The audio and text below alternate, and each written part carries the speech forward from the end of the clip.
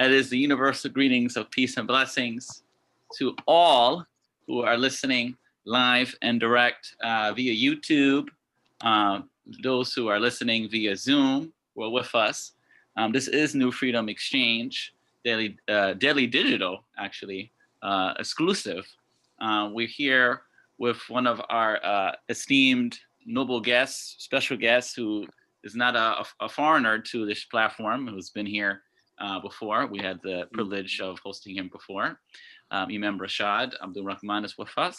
And before we get to him, we're going to do our check-in. We have our beloved co-host, Sister Marsha Nevins with us.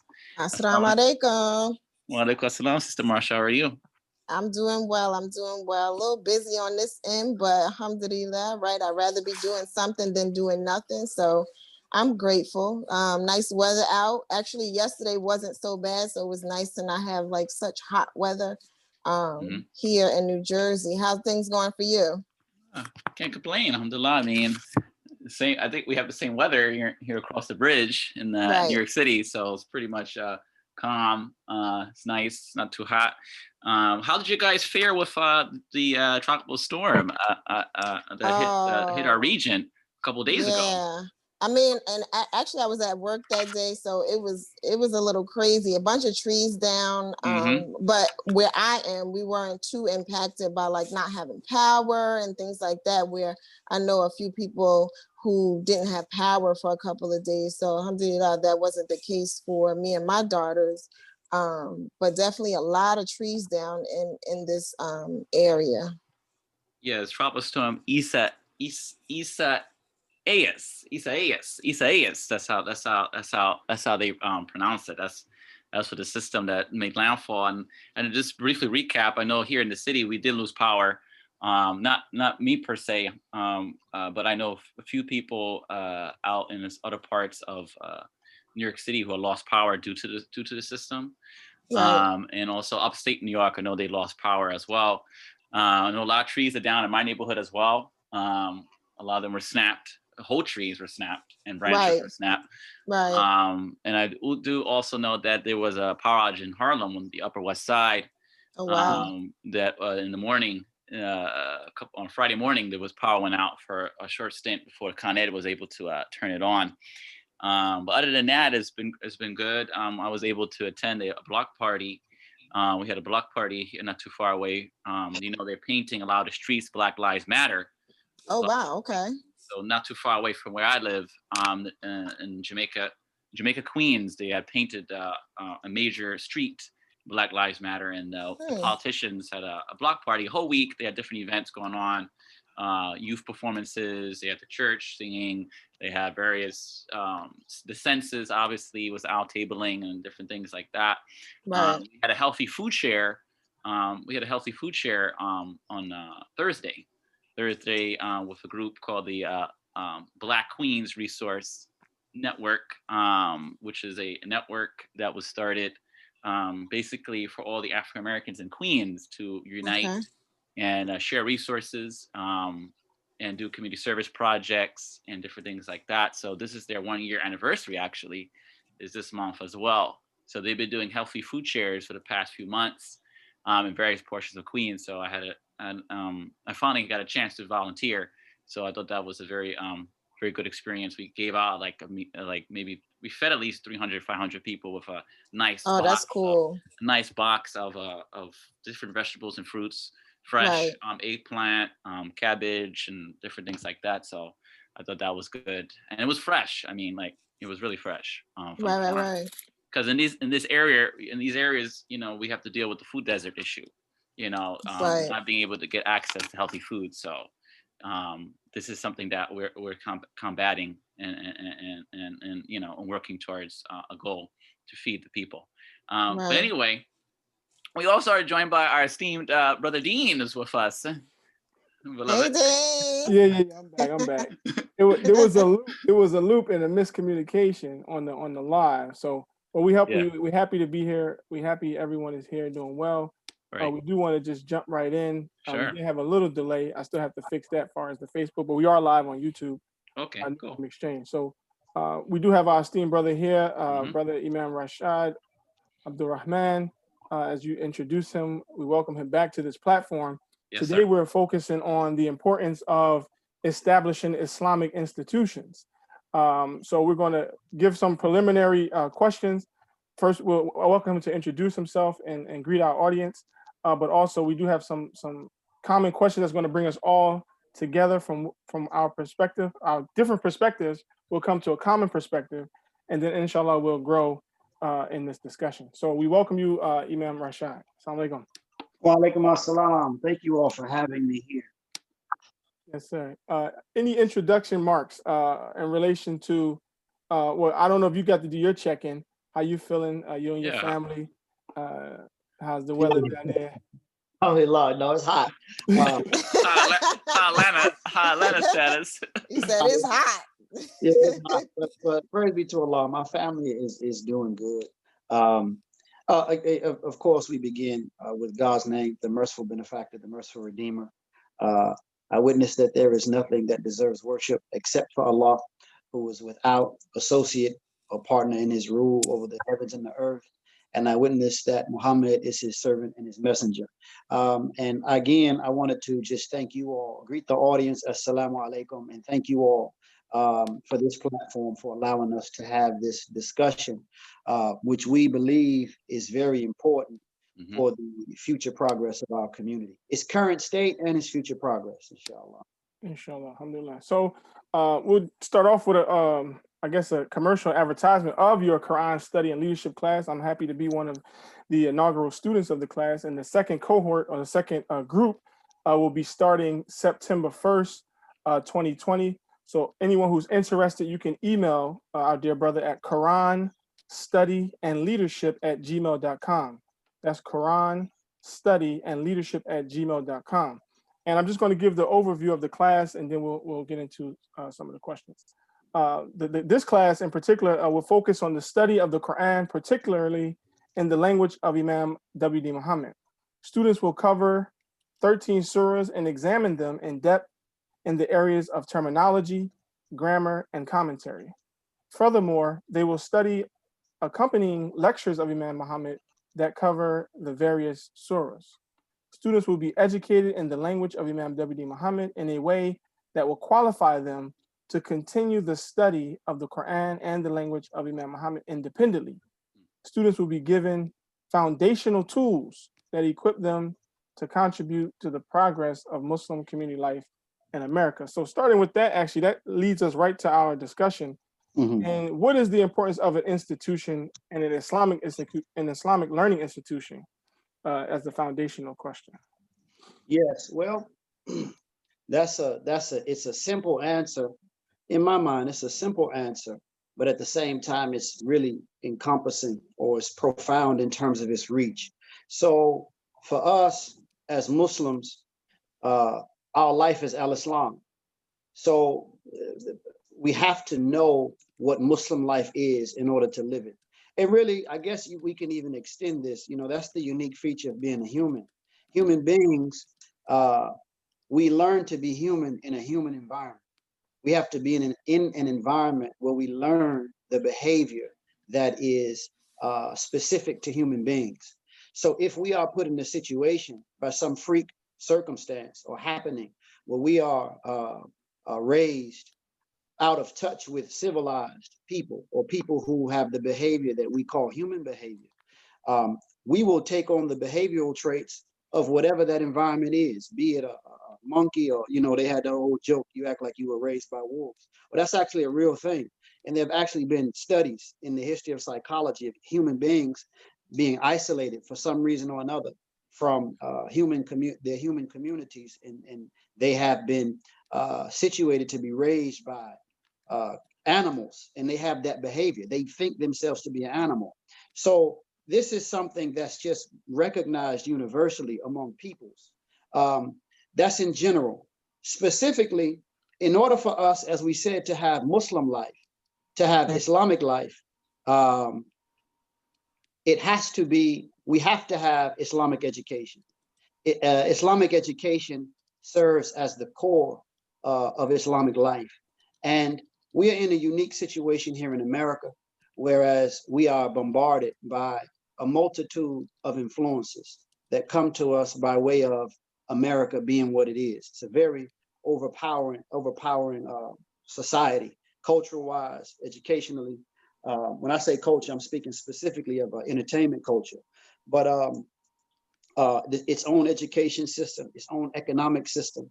And here we are really in the womb of America as Muslims. So it's very important for us that if we want to ensure that we have generations behind us that continue Islamic life and build upon Islamic life, so that Islamic life will be completely and thoroughly established, we have to have Islamic education. And Islamic education for us is number one with the Quran, and number two with the tradition of our prophet, prayers and peace be upon him. Now, for our school, I'm not going to discuss the detail now. I'm sure we'll get into it as we go on. But for our school, as you mentioned, we have a specific emphasis or specific direction in our study of the Quran and the Prophet's tradition. But just in general, the importance of having Islamic institutions of learning is this. This society and its institutions are not Muslim.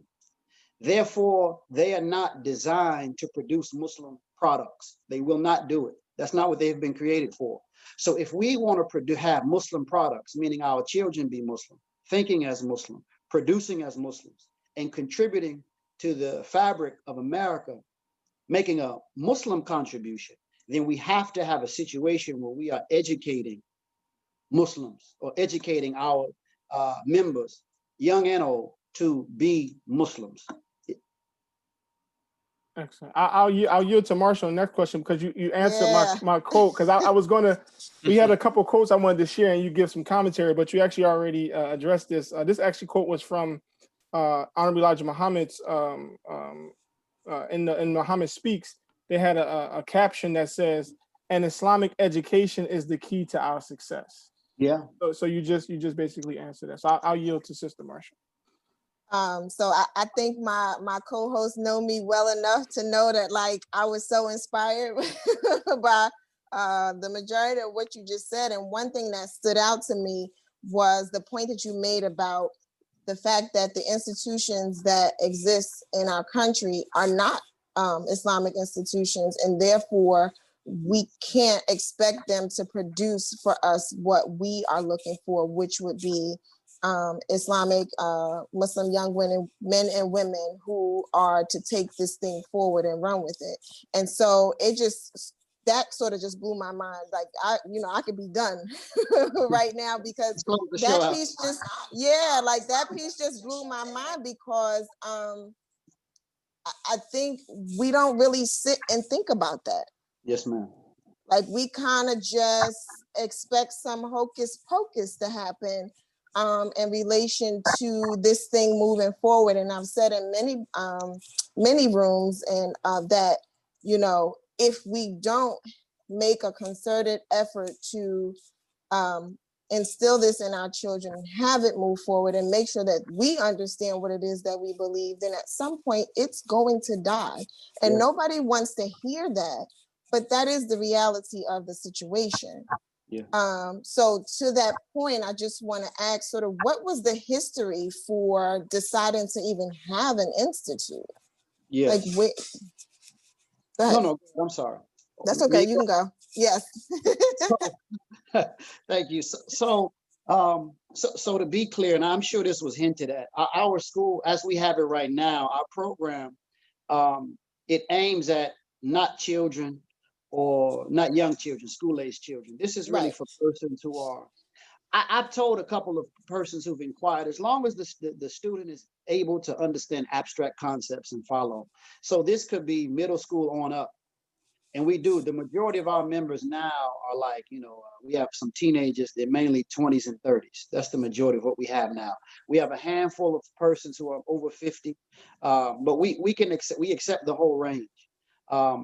Now, I mean, just to kind of answer your question in a long way, I worked at I was the assistant director for the Clara Muhammad School in Milwaukee, Wisconsin for 5 years. And that experience was unique in that the community there is very small and it's a much older population.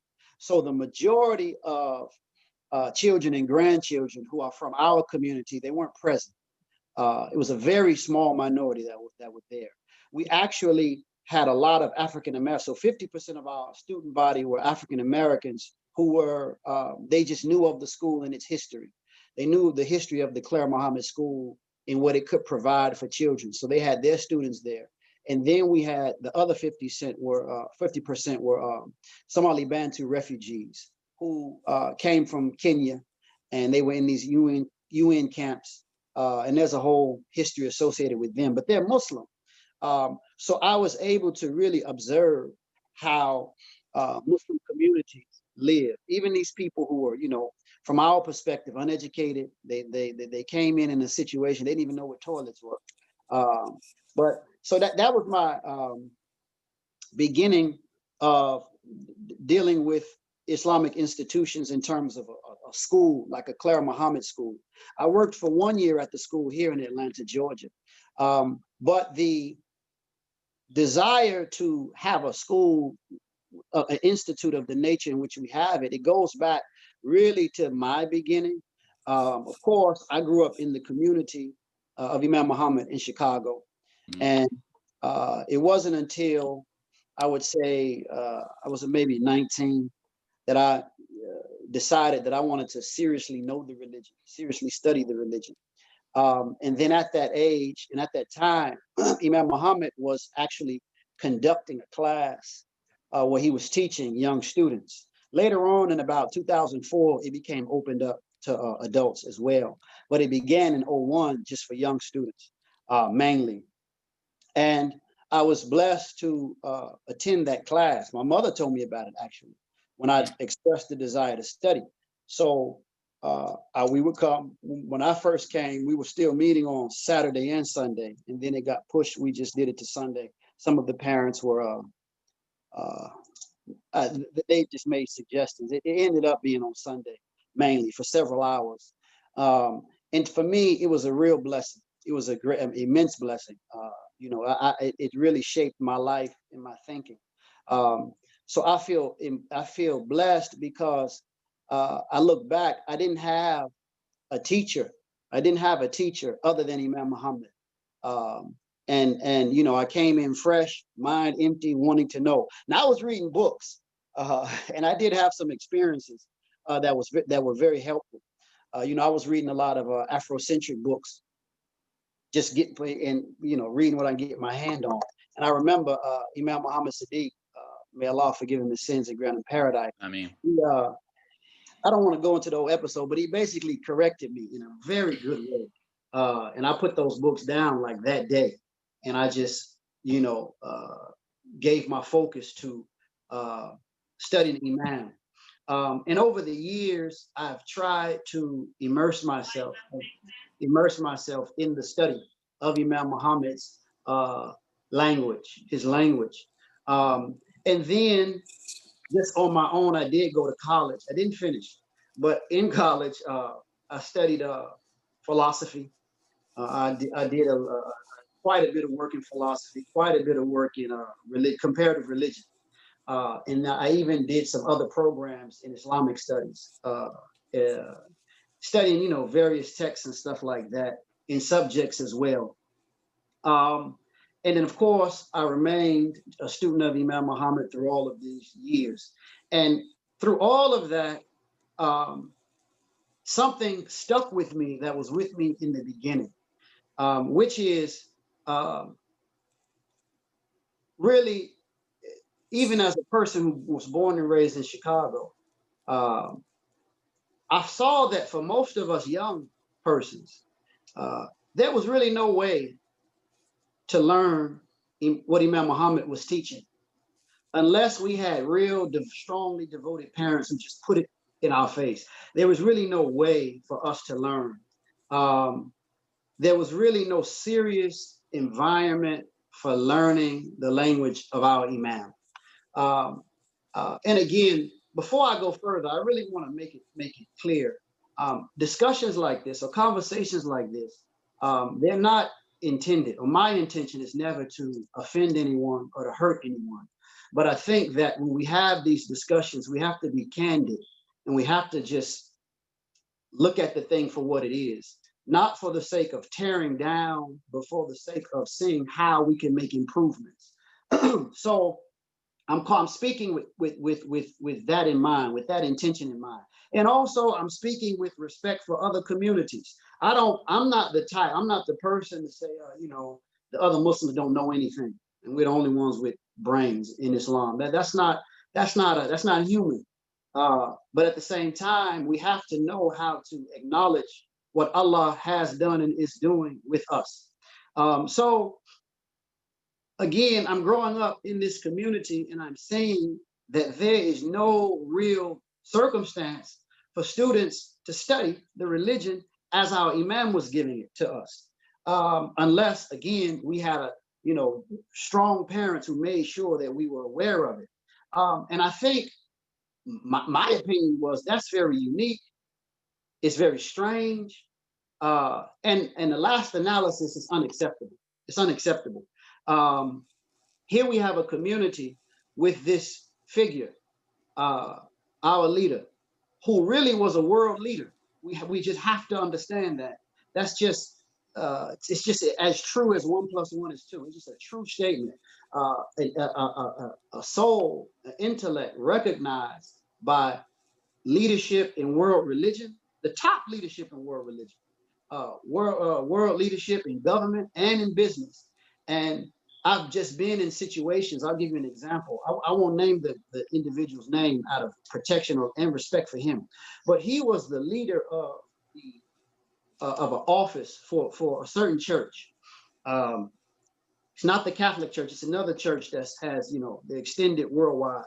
And he was the leader of the interfaith office. So in other words, so he was in charge of all of their attempts to reach out to other religious groups and exchange ideas and, look for how they could work for the common good, etc. And he told us, I was in a dialogue with other members of our community, and he told us, as a Christian leader, scholar, PhD, all this, he said, I see you all who are around Imam Muhammad in the same way as I see the disciples who are around Jesus Christ.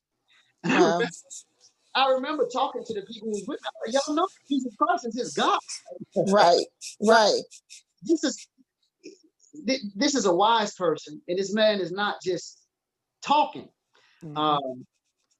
But I noticed that this is how our leader is seen outside of us. Inside, most, I believe, in a real way, are unaware of his value as a mind, as a teacher, as a world leader. And I have had young people. Hold on, Imam Rashad. So to that point, is it that because, as you said, they're unaware, or is it that those who are aware are not presenting it like that? I don't it has to be more than just the unaware, because some people have to. Yeah. So I'm building my case. I'm getting. Okay, you got it. So yes, sir. A lot of young people have openly just admitted to me that, look, we knew he was the leader. He made the transition. Now we say La. You'll hear him to this day. He brought us to La ilaha illallah. So to me, we don't downplay the value of La ilaha illallah by far. But at the same time, I can give you a compliment and slight you at the same time. You see what I'm saying? And because I can say, or I can give you a word that suggests I'm lifting you up, but I'm actually limiting your value. But again, a lot of young people, they say we didn't hear about it. This is not just in any one city. I've heard this from individuals from several locations. So it brought me, again, this is a year long. This is not just happened in a 10-day period or 40 days and 40 nights. This has just been something that I've been grappling with over the years, to question, well, why is that? And the first thing I would do, and again, this is sensitive, the first thing I would have to attribute it to the persons who have been entrusted with leadership of these communities throughout our association. I have to. I have a lot of examples of that. One could just be where I've lived, and it's everywhere. It's everywhere. I remember when I moved out here to Atlanta. It's a funny story. To me, it's funny. It may not be funny to some people in the audience, but I mean, when I moved out here, oh, they were bum rushing. You know, oh man, you know, we want to hear the language, such and such and such. Now, these are people who speak and teach too. They're imams too, telling me this. And when I would listen to their lectures, I wasn't impressed either. So, you know, we you know, you didn't really hear Imam Muhammad in my upbringing. You didn't hear it anywhere. You just didn't hear it anywhere. Or if you did, you heard these kind of obtuse renditions, like, I'm going to break down the meaning of the spinal cord. Like, bro, this is Juma. We don't want to hear that. That's not a right. That doesn't fit right now. We're not doing that right now. So it's this. So I do. Now, why is that? Well, I mentioned this on the show a while ago with the New Africa talks. And I really do think that the majority of those who are entrusted with positions of leadership, I really believe they don't know. Imam Muhammad told us this in class, how, and you know, this was kind of an open thing. They didn't educate, a good number of them didn't educate themselves, etc. But I do believe in the last analysis, many of them don't know. I was in an imams meeting maybe a year or so ago, and these are imams around the country. And for some reason, the conversation veers into how we should invite this person and that person to come teach us these subjects and that subjects, and we should. And I literally yelled at the group. Now, these are all the guys that, you know, the majority of them. I think we were at a time to be grateful. So, you know, we always have imams. And I just was yelling, and I had to realize, like, well, I'm really yelling. Because I couldn't believe what I was hearing. It was only one or two people saying it, but nobody was challenging it. And what it really showed me, and it was also the presentation I was being given. Now, mind you, I'm not here to hurt anybody. I don't have that interest, but I have to be frank or be real as I see it.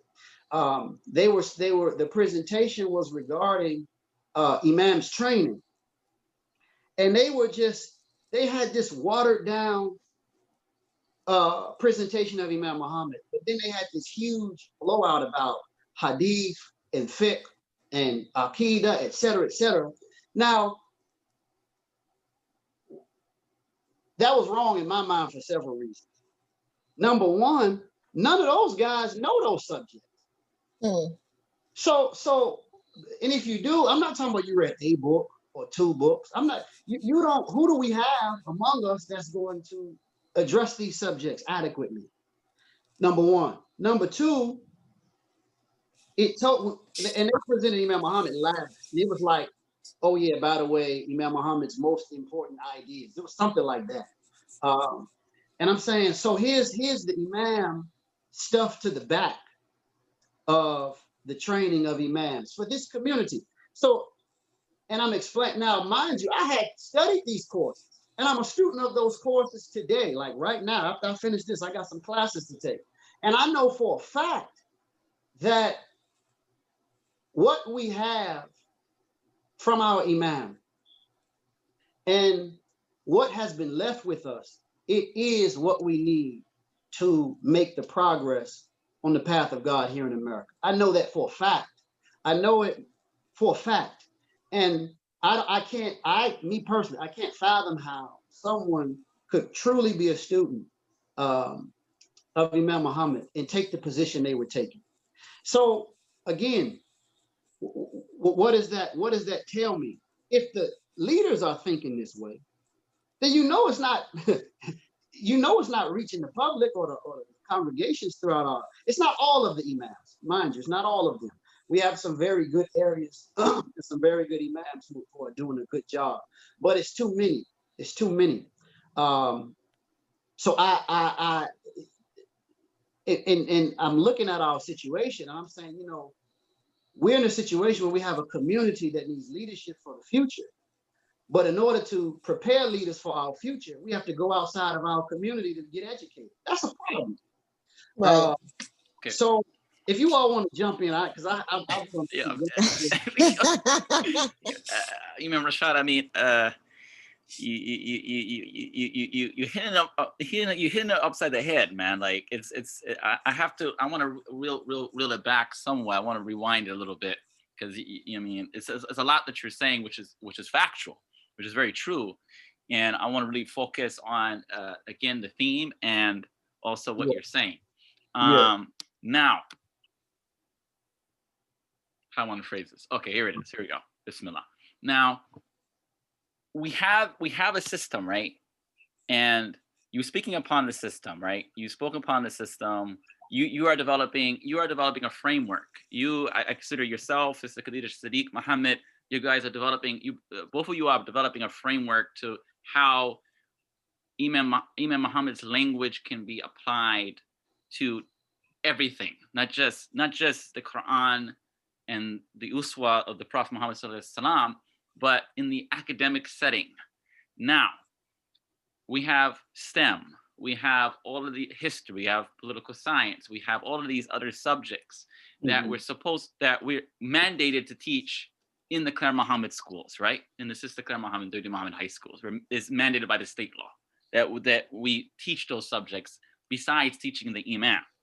Now, how, with the system that we have in place, how does you see your model, what you're establishing, your model, how do you see that being somewhat intertwined or bringing up the speed the Claire Muhammad schools? Because to be honest, a lot of people, like you said, don't know the Imam. Right. And a lot of people my age were not getting the Imam even when we were in Claire Muhammad school. Correct. Like me, Dean, we were blessed to have fathers that were serious students of the Imam, that went out and got the knowledge, went out and preserved the knowledge, you know what I'm saying, and gave it to us. But when we went to Claire Muhammad, it was almost like it was an absence. It was almost like, why are you calling yourself after the Honorable Claire Muhammad and you're not living up to that name? And Imam Muhammad even said that. If you are not living up to my name, take my mother's name down. Yeah. Take her name down. So where are we? Talk to me, Imam Rashad, because So it's a couple of things. For what I'm doing in particular, your word is correct. It's a model. So I would never, arrogate to myself the position that how I'm teaching in this class is the way it should be. It's a model. And I would hope that other models form, right. If not today, in the future, and build upon what we're doing, because we're limited. So if you notice, it's just the study of the Quran in the language of Imam Muhammad. It's not like you can just study Imam Muhammad. You can study major concepts or ideas that Imam Muhammad touched upon over the years. I mean, there's just ways you can take it. Mm-hmm. But here's the thing that I think would, because a part of what we're doing is to address what you asked. Mm-hmm. Again, I worked in the Claire Muhammad school system. I didn't go to Claire Muhammad school, interestingly enough. But I did working for the Claire Muhammad school system, and I saw the same problem. Mm-hmm. So we have immediate needs, and then we have long-term needs. Long-term, we would love to see books in all of these subjects written by us. Mm-hmm. That's long-term. Immediate, we could at least have teachers who can convey the information in a language and in a spirit that's tailor-made for us. And I think that's something that's attainable. Mm-hmm. So again, what we're doing, my class is not, though I made the case against the imams, again, I was building up, but we can skip that. And again, but that's important though, but that's important because remember, the imam gave us instruction. His instruction was education is the number one priority. He gave that to the imams. He gave that to the imams before he opened up the Ramadan sessions to the public, the general public. The information was already out there. So then the onus part of the onus, I'm not saying all the onus, but part of the onus is on the leadership. If the leadership is not supporting the fact of what they got from the imam is true, if it's haq, and they're not applying that to the situation, then the onus, part of the onus is on the leadership. The other part of the onus is on the community. But go ahead. Right. So we don't have, and our invitation is not just to imams. Our invitation is to educators, musicians, business people, and we have those members. We have members in our student body who are in all of those fields, and that's what we really want, because the language, that's just the nature of language. Language, it's all encompassing. It's not specific to this or that field or category. Language just branches out and embraces everything or pervades everything. And that's how we see what our work would be or should be. So meaning that we want to educate those who are interested. If you like, we have mothers who homeschool. Like I said, we have people in business. We have people in education. We have people who write poetry. Whatever you do, we want you to do it with a mind influenced by or fed by our language. Mm-hmm. And that's how we produce our own product. So to directly answer the question about the teachers who have to teach history and mathematics, there's a way to teach mathematics, particularly in a Muslim school, or history in a Muslim school, when the teacher, as a matter of fact, Imam Muhammad said this when he sat with the educators. He said, if I was the educators, I wouldn't try to teach the Quran to the students. He said the educators shouldn't do that. They should teach the subject informed by the Quran. You see what I'm saying? Mm-hmm. So that's the difference. The case that I'm making in light of what I see is that even the teachers and the people who are the volunteers, whoever, if it's a weekend school, they haven't had an opportunity to really see what's to be seen so that they can inform their lessons or whatever they do with what Imam gave. So what we want to do is address a need of the lack of access, because one of the points that I want to make is that I really believe that this issue that we see is what accounts for stagnation and lack of progress in many areas. I really believe that. I just believe that.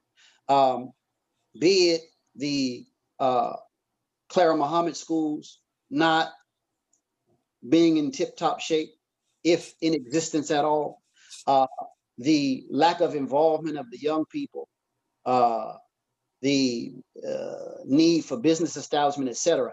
I trace it back to the lack of connection with that which God has given us. And that's how, I'm not the smartest guy in the world. I'm not even the most pious person in the world. I do try to use good sense, and I do try to look at things from the perspective of al-Islam. And I see our sojourn as a people from the time of slavery until this moment as the movement of a people that's trying to realize freedom under God, realize themselves as a people under God. And those leaders that God has blessed us with, they are God's answer.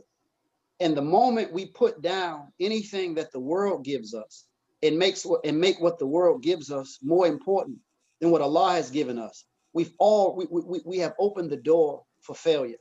We have opened the door to any manner of problem. And I do think that that's what it counts for. And part of the evidence is when you go around our country, those who are most productive and those who are really holding the thing up and those who have the broadest vision for the future are those, for the most part, you always have exceptions, but for the most part are those who were actually touched by, or in some way or another, Imam Muhammad. Because, and this is what I want to, again, and then I'll conclude here. The language of Imam Muhammad, the commentary or tafsir of Imam Muhammad, it's a living commentary. It's not just academic where, you look up some words. Oh, man means mind, words make people, woman is womb of mind. And now you just, you can answer the multiple choice question, what is woman? You know, it's not that, it's a living commentary where from the language is the understanding of how to establish our life in this world, in America, to address our needs as African Americans, to plan for our future. It's the language that situates us to form as a people and to make progress as a people in all of the vital organs of our life and community. And that's how it has to be seen, not as just a source to quote from, to bolster up whatever my presentation is. No, it is a means to perceive reality. And in light of that perception, we can engage all other reality, all other languages. We can engage society and make progress that is truly independent. And I mean, again, not to sound cliche, but through that we can really answer the needs in our soul as a group, as a people. Wow. That was like, you don't even understand how many notes I have on this sheet of paper sitting next to me. Yeah. But man, one of the initial things that I thought as you were speaking, well, I won't even say it was the initial, it's probably one of the later things that came to me. And that was that based on everything you just said, you know, as a Muslim, as someone who associates with the WD Muhammad community, I don't know that we're all looking for the same thing. Yeah, hello. Talk about, okay, whoa, talk about it, sister. Come on now, talk about it. Let's like, and let me just tell you something. I may not be the sharpest tool in the shed, but no, you're sharp, sister. You're sharp, sister. And, you're sharp. And I don't know that we're all looking for the same thing. And it's very obvious based on the conversation that we're having right now. You know, we have pockets of our community, as you stated, that, you know, if there's not this strong connection to Imam Muhammad, you may not hear anything in relation to him, or you hear the very surface things, like you said, man means mine, and you know, all this stuff, we can't stop now, and you know, I know all those cliche things, and this is coming from someone who I didn't grow up Muslim. I've been Muslim now for about 12 years. So when we talk about Islamic institution and we talk about being able to know the language of the Imam, being able to articulate the language of the Imam, being able to let's not even go that far. Let's just say being able to articulate what it is you say you believe, right? Whatever it is. I don't care if you said you believed in the red crayon. You need to know about the red crayon. Correct. And I don't know that we're all looking for that same thing. And so, you know, for me right now, this conversation is really a point of reflection, not just about our Clyde Muhammad schools and what they're missing, because I think of myself as a parent. I have two daughters now that have completed elementary school in the Clyde Muhammad schools. And I think initially for me, I wanted to have them in an environment that was more wholesome than what was being presented in the public school system or the charter school system. So I had some real basic needs, and it was more about protecting the innocence of my children. Yes, ma'am. But there's so much more that the schools, and I don't want to harp on the schools, but there's so much more that let's just say our communities were intended to provide for us as adults and the children that we're not giving. And so the fact that we're having this conversation about Islamic institutions and having them to be more prevalent and be intentional about what it is that we are striving for, I think this is like the ideal time. I mean, you know, I think some of us may have forgotten what the goal was, and sometimes you got to go back to the table and restate it and make sure everybody understands it. So I just wanted to sort of just make those remarks, because I'm sitting here like, oh my gosh, I'm about to write the whole book. You make a real good point, because I've actually told persons that I'm close to, just that. I think that for many of us, you know, we've forgotten. You know, we've forgotten. Well, what was this all about? Why did we come here? You know, you drive to, you know, walk upstairs to your room, say, why did I come up here? Why did I come in here? Exactly. So I do. Now, a part of it, though, I was telling someone recently, it's some of it I would overlook. Like our parents, like what we call the parent generation, they were either transitioning, they were learning themselves. So to a degree, we can't fault them. We can't fault them. And I think that a lot of them were sincere. I was making my bed last night, and I recall one of the brothers who passed away, Imam Rashad, may Allah forgive him his sins and grant him paradise. His father, I was at his father's house in Memphis, and his father, he just made a statement. He was just talking, but it stayed with me because I was making my bed, and I had realized that I need a new mattress. And I remember his father told me, he said, you know, my wife and I, we about to finally buy a mattress, get us a new bed. And he said, you know, we never bought ourselves a bed. You know, all of these years, you know, we were paying for our kids to go to the school, giving money to the masjid. So now that they all grown up, we finally have a chance to just do some things for ourselves. And that was, to me, that was just extremely touching when you consider how there are people, or persons, I should say, who really gave their life. They gave their whole life to this work. And I think that the world becomes so attractive for too many that we forget that this is a work. But I don't want to get caught up in them. I really would like to deal with those who haven't forgotten. Right. And that's what the call to our program is. We want people who haven't forgotten, like Imam Muhammad used to tell us in different venues, how the few have to take care of the many. The conscious have to be responsible for the unconscious. And I think that that's where we need to be. Our school, I'm aware of, you know, I'm aware of imams literally who have a serious problem with me being online right now, talking out on talk. I know them, but I don't live for them, and they can't do anything to me that Allah doesn't want to happen. I'm only, and not just, you know, not just imams, anybody, persons, individuals. They have issues inside of our community, let alone out. Okay, it's okay, beloved. It's okay. Because we live for Allah, and I'm interested in those. I'm calling or trying to reach those who have a sincere interest in the longevity of our community. One of the things that we have to make note of is this.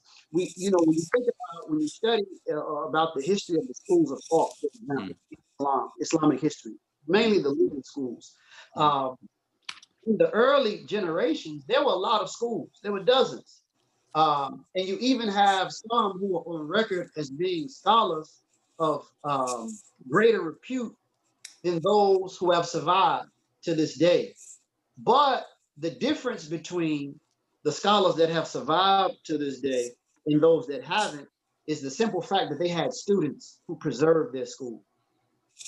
Those students who took notes, who made record of their positions and built upon them and transmitted or passed it down to other students generation after generation. And that's simply how they have survived until this day. And I remember one of the things Imam Muhammad said with his class. He said, you know, if we don't have people stepping up, I'm paraphrasing, but he was saying, if we don't have people stepping up to carry this on as we are doing it, we won't have it. And we don't have people who don't know what it's about stepping up to try to carry this forward. And that has happened in some places. You have people who, they're good people, but they don't know what this is about. And they are in positions that they should be moving this forward, but they're harming more than they can help. So this is what our interest is. We want to attract those who love Allah, love his messenger, love this community. They love being an African American. They love the spirit of our community. and they really want to make a contribution. They want to make a contribution to our community. They want to make a contribution to the progress of African Americans. And they also are lovers of humanity. They want to make a contribution to humanity, be it helping America get better, whatever. Those are the type of people we want, persons we want. And we see our effort in what we're doing in our program as just that it's an effort. We want other efforts, and we will support other efforts as much as possible, because we're in a healthy competition. But I mean, I'm talking about with people who are on the same page. We're in a healthy competition, and we feel that their excellence helps our excellence. It's our success. Their excellence is our success. Yes, yes. My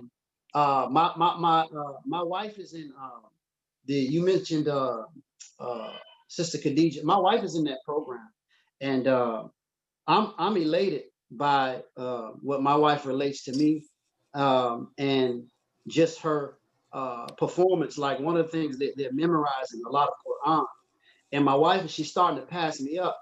So I'm like, so I thought about it. I said, that's actually good though, because I don't have, she can teach me if she ends up, yeah. And my children are reciting Luqman and Yasin, and my son is doing the last 2 sections of the Quran, and they love it, and they like do it around the dinner table. And then of course she's bringing to me discussions about Imam Muhammad's lectures, and now she's reading I think it's Frederick Douglass. So I see that as, I'm elated.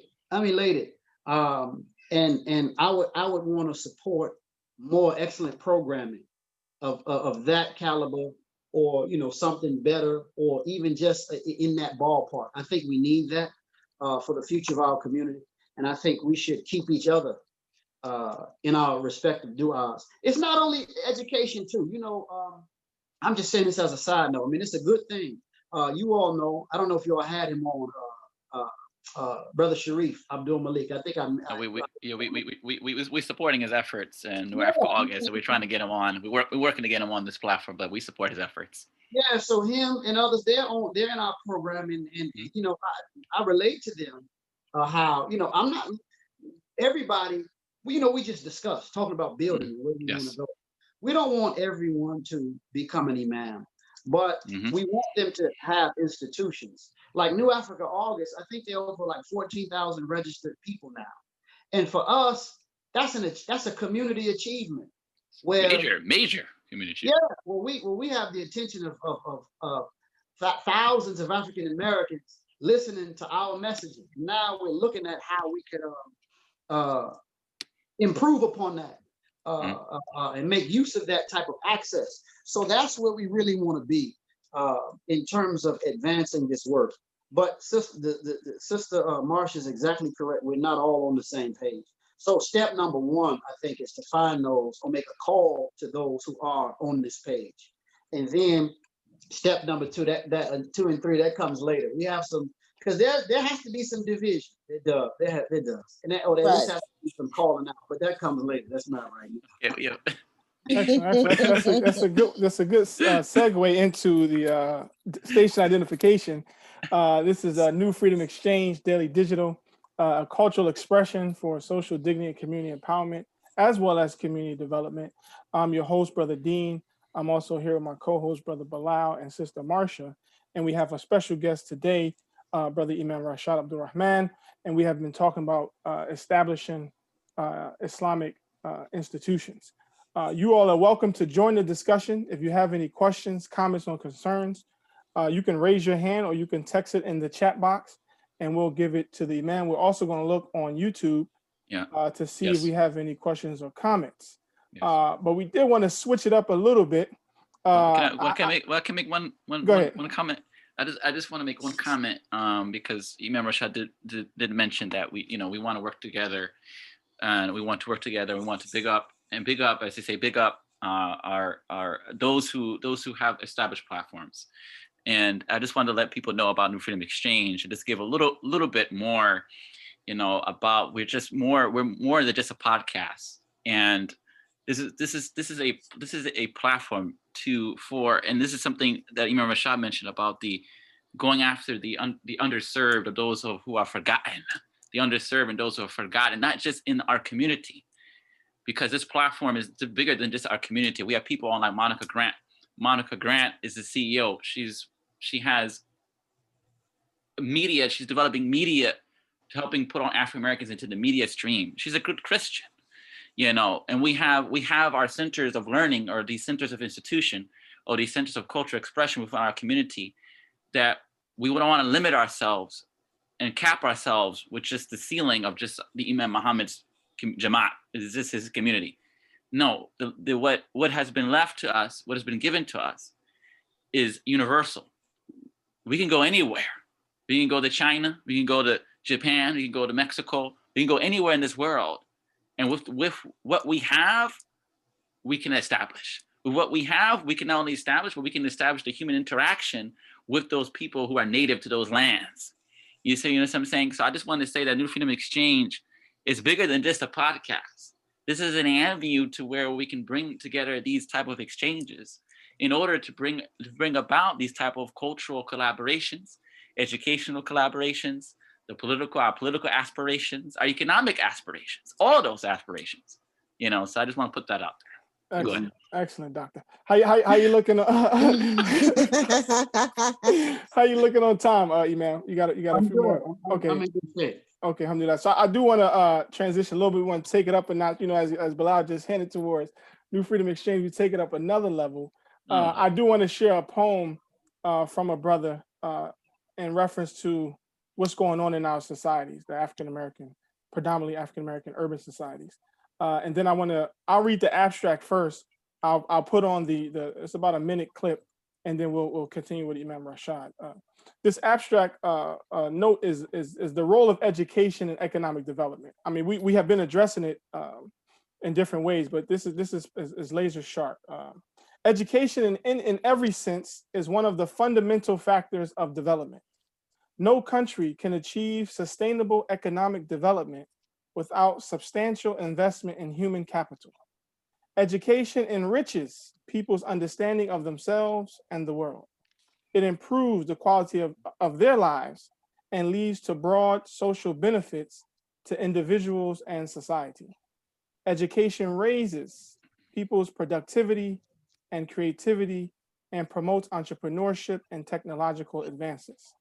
In addition, it has a very crucial role in securing economic and social progress and improving economic distribution.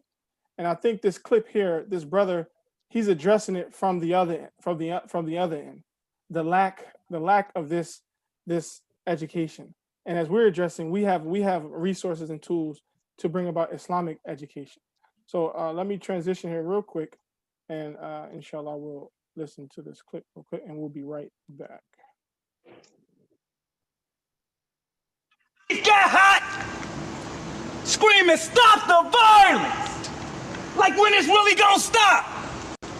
More in the news got me feeling like deja vu. 3, 4, 5 more shot. Murder rate at an all-time high. KC is getting killed. The new way to die. It's a massacre. We slaughtering each other in the middle lane. It's petty to be frivolous. Without a cause, no life insurance plan. Family setting up GoFundMe's to bury you, man.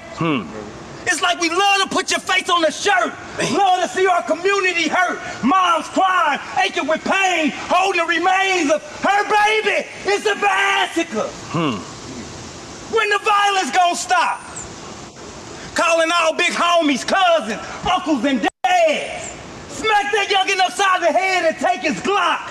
Lace it with knowledge, teach him the box. Yeah. Give him a hug, man. They missing our love, man. Graveyards and penitentiaries packed with young blacks. I stand on the front line to bring power, love, and unity back. Cause it's a massacre. Massacre. Just marinate on that. Massacre. I need you to feel this in the heart. Take it back home, dissect it, and play your part. Yes, sir. Mentor some, be a role model. Take them under your wing. Teach them the value of another human being. Right. This black on black is whack. Whack. If we kill us and they kill us, who we got? We ain't living long enough to see if black don't crack.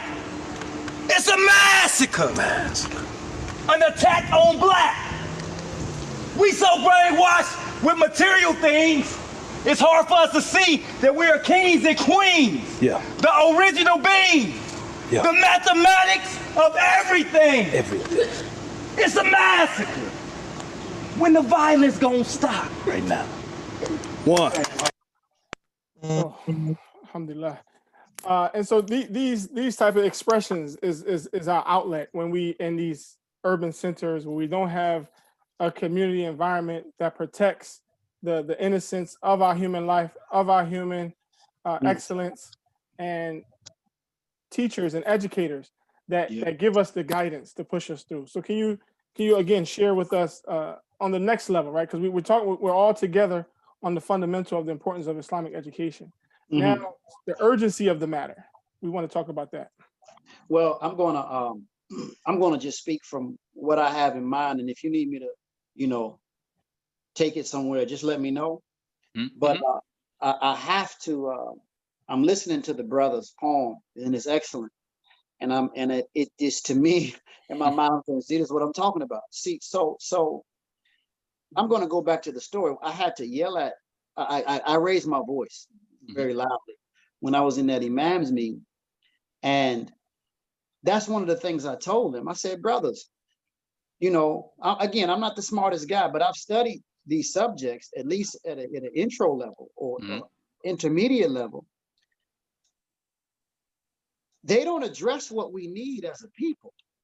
They may address like, okay, these arguments, this is what we believe about Allah, and these are the arguments to bolster that belief on a rational basis. And that's great. That's excellent. This is how a hadith is verified as being authentic as opposed to this. And this is what makes it authentic. This is what makes it weak. And you want to know how it became hostile. Okay, that's fine. That has nothing to do with what our problem is, though, as a group. As a people, we have lost, like in great debates, we've lost our minds. And we need our minds back. And we need a presentation and an understanding of the religion that gives us our minds back. Meaning what? Every people that exist on this earth have a sense of their place, not only in the world, but in the universe. They have and if they don't have it currently today, it's because of some type of incursion of Western influences, and they just become lost. But traditional peoples and people have a sense of their place in the world, a sense of belonging, and they have a certain content that makes them what they are. And that's real education. And everything that comes after that, everything else has value once it's put on top of that foundation. Like, what is my value as a human being in the context of God's creation? And what is my overall purpose as a human being in the context of God's creation? And that is the kind of education that African Americans need, first and foremost. And that is what I find in the language of Imam Muhammad. That's why it sounds different. He said on one occasion, why do you all hear me talk about man and these kind of broad terms, the universe and man, in man's life, a human life? And he doesn't teach like these other guys. He said, because I'm giving you what if the whole society were to collapse, you would have what's needed to rebuild it. And that's how I see it. It's I call it, this is just my term, I call it like blueprint knowledge.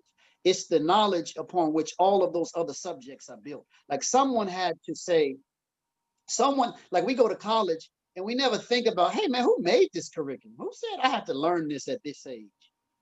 Who actually decided that this is the flow and this is the outcome? So, but anyway, I'm saying that to say this. I'm listening to, again, I mentioned my wife in the program that she's in, and she's reading the Savior Day 2007. And of course, I'm hearing it all the time. And I had studied it before, like 4 or 5 times. And I studied in a group with some brothers who were serious students. And I went back on my own, but I'm studying it again. And that, I mean, Imam Muhammad just goes into just the problems affecting the African-American soul from the outside and from the inside. In other words, what was put upon us as influences to affect us, and what are we doing that makes us behave a certain way? Just issue, laying out issues, sensitive issues, I think is the language. And that's what we need. That's the type of education that we need. On top of the other things, or along with other things, we need education that specifically addresses the unique spiritual need of our people. And that's what I hear this brother. I hear a cry in his poem. He's making a cry or a plea. His soul is making a plea. But where are the answers to that plea?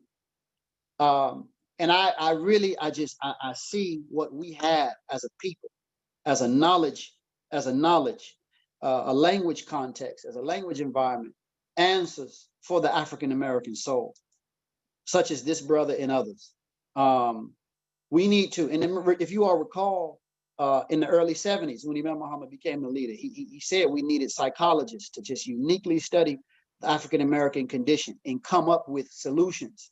And he addressed business not as African-Americans need money, but how the human soul, as Allah created the human soul, according to scripture, it needs to be productive. It needs work. It needs to produce, and it needs to be able to look at what it has produced and be proud of what it has produced. And there's a need in our soul to care for our families, to care for our communities. So again, we don't want to just define Khalifa as, oh, he's a vicegerent, and Khalifa is, from Khalifa. And no, Khalifa, that's true. But let's carry it to the need in our soul we have a need in our soul to be responsible for ourselves.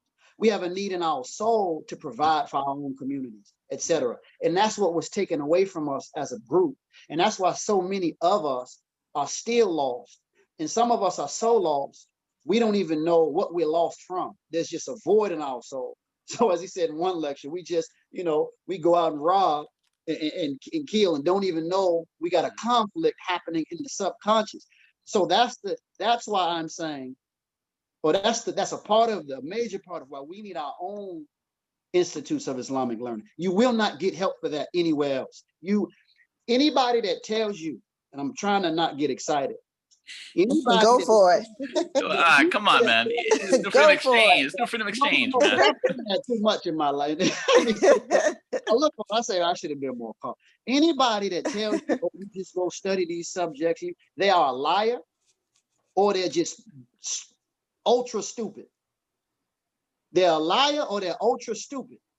And what I mean by ultras, they don't know how dumb they are. I'm not saying that you can't study the subjects. What I'm saying is that if you're going to study those things and think you found the answer to our people, you are either a deceiver. I mean, that's what I mean by lie. You know the truth, you're hiding, or you are ignorant. You're an ignorant human being. And you really need to be remade all over again. We need to put you in the Nation of Islam or something like that. Okay, excellent. And just on, we have several questions that just came in. The chat's up booming right now. So we're gonna go straight to YouTube first, and then we're gonna go to our comment, a question from Brother Ibrahim Ali, who's in the Zoom chat. He has a question. So let me get to Abraham Wishnoff. He has a question. He says, Assalamu alaikum. He says, how do you see the mythology, the mythology, commentary, and language of Imam Rashad Muhammad being seen as a solution and creating transformation in the non-African American communities in the U.S. and abroad? Good question. That's a very good question. So I think that I would focus on the American community first, before the non-American community. But now, did he say the Muslims or just people, human beings? Just people, man. Just people. Well, there's several angles, I guess, or several directions you can see. One direction is an obvious one, that if we can improve our life as a community, it will naturally have an effect on the outer community. the community that's not from among us. Similar to how Muhammad the Prophet, praise and peace be upon him, that early following, I mean, they were Arabs. You may have had your Bilals and your Salmons and etc. But for the most part, these were Arabs. But they're human excellence. They didn't wake up as Arabs. They woke up as human beings. And because of that, it was able to broadcast light and awaken Persians and Romans and Africans, etc. So I think that, number one, our excellence awakens the excellence of people in the world. Number two, I think that one of the unique things, there's a lot of angles. One of the unique things that we have as a community in our language is that Imam Muhammad was blessed in a way to address race relations, to address the African American issues in a way that could help people who are not African Americans. So I'll just take a very obvious example, like Craig. Craig actually helps Caucasians and Jews and others to really consider, not to feel ashamed, but to really consider what this act actually means of putting the image, an image before the eyes of the world in a race and saying that this image is God. I mean, and it's wisdom in the approach to that. And mind you now, the question is interesting because a lot of the help has already come.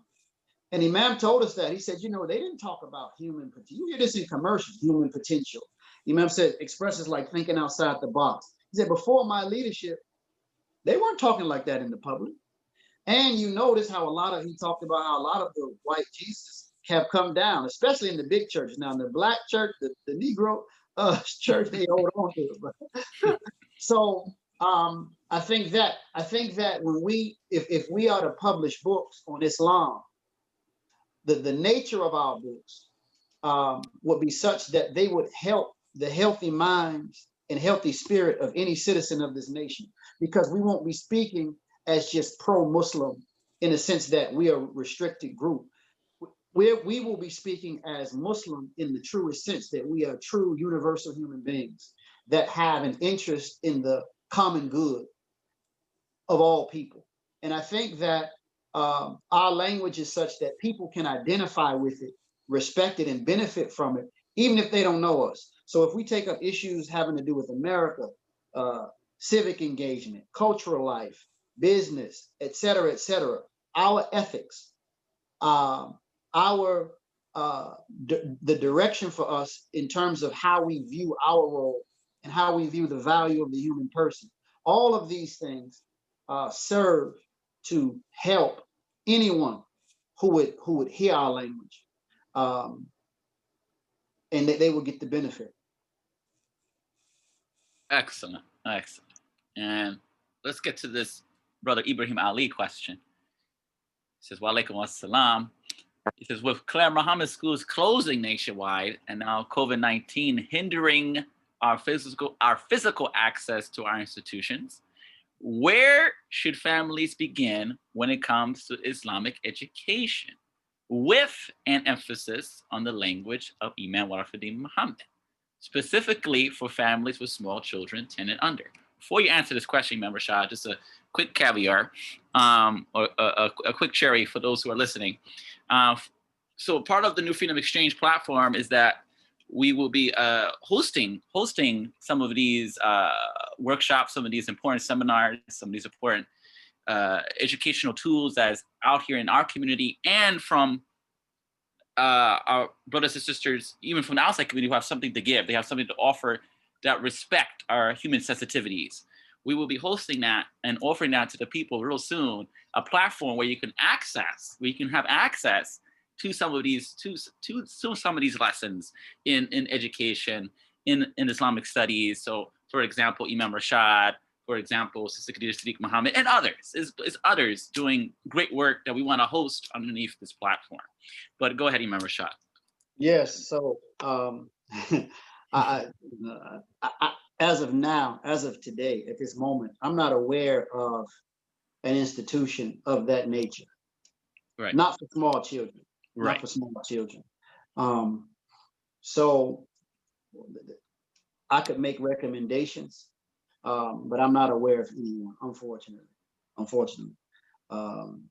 Again, recommendations is, for instance, I do have a couple of parents who teach their children, and they use the material that we provide in our class, for example. They use it for their children at home. So if a person made a special request and said, hey, I don't usually give out the material, the recordings are available for a limited time, but if a person says, hey, I want to help my child, I'm kind of partial to that.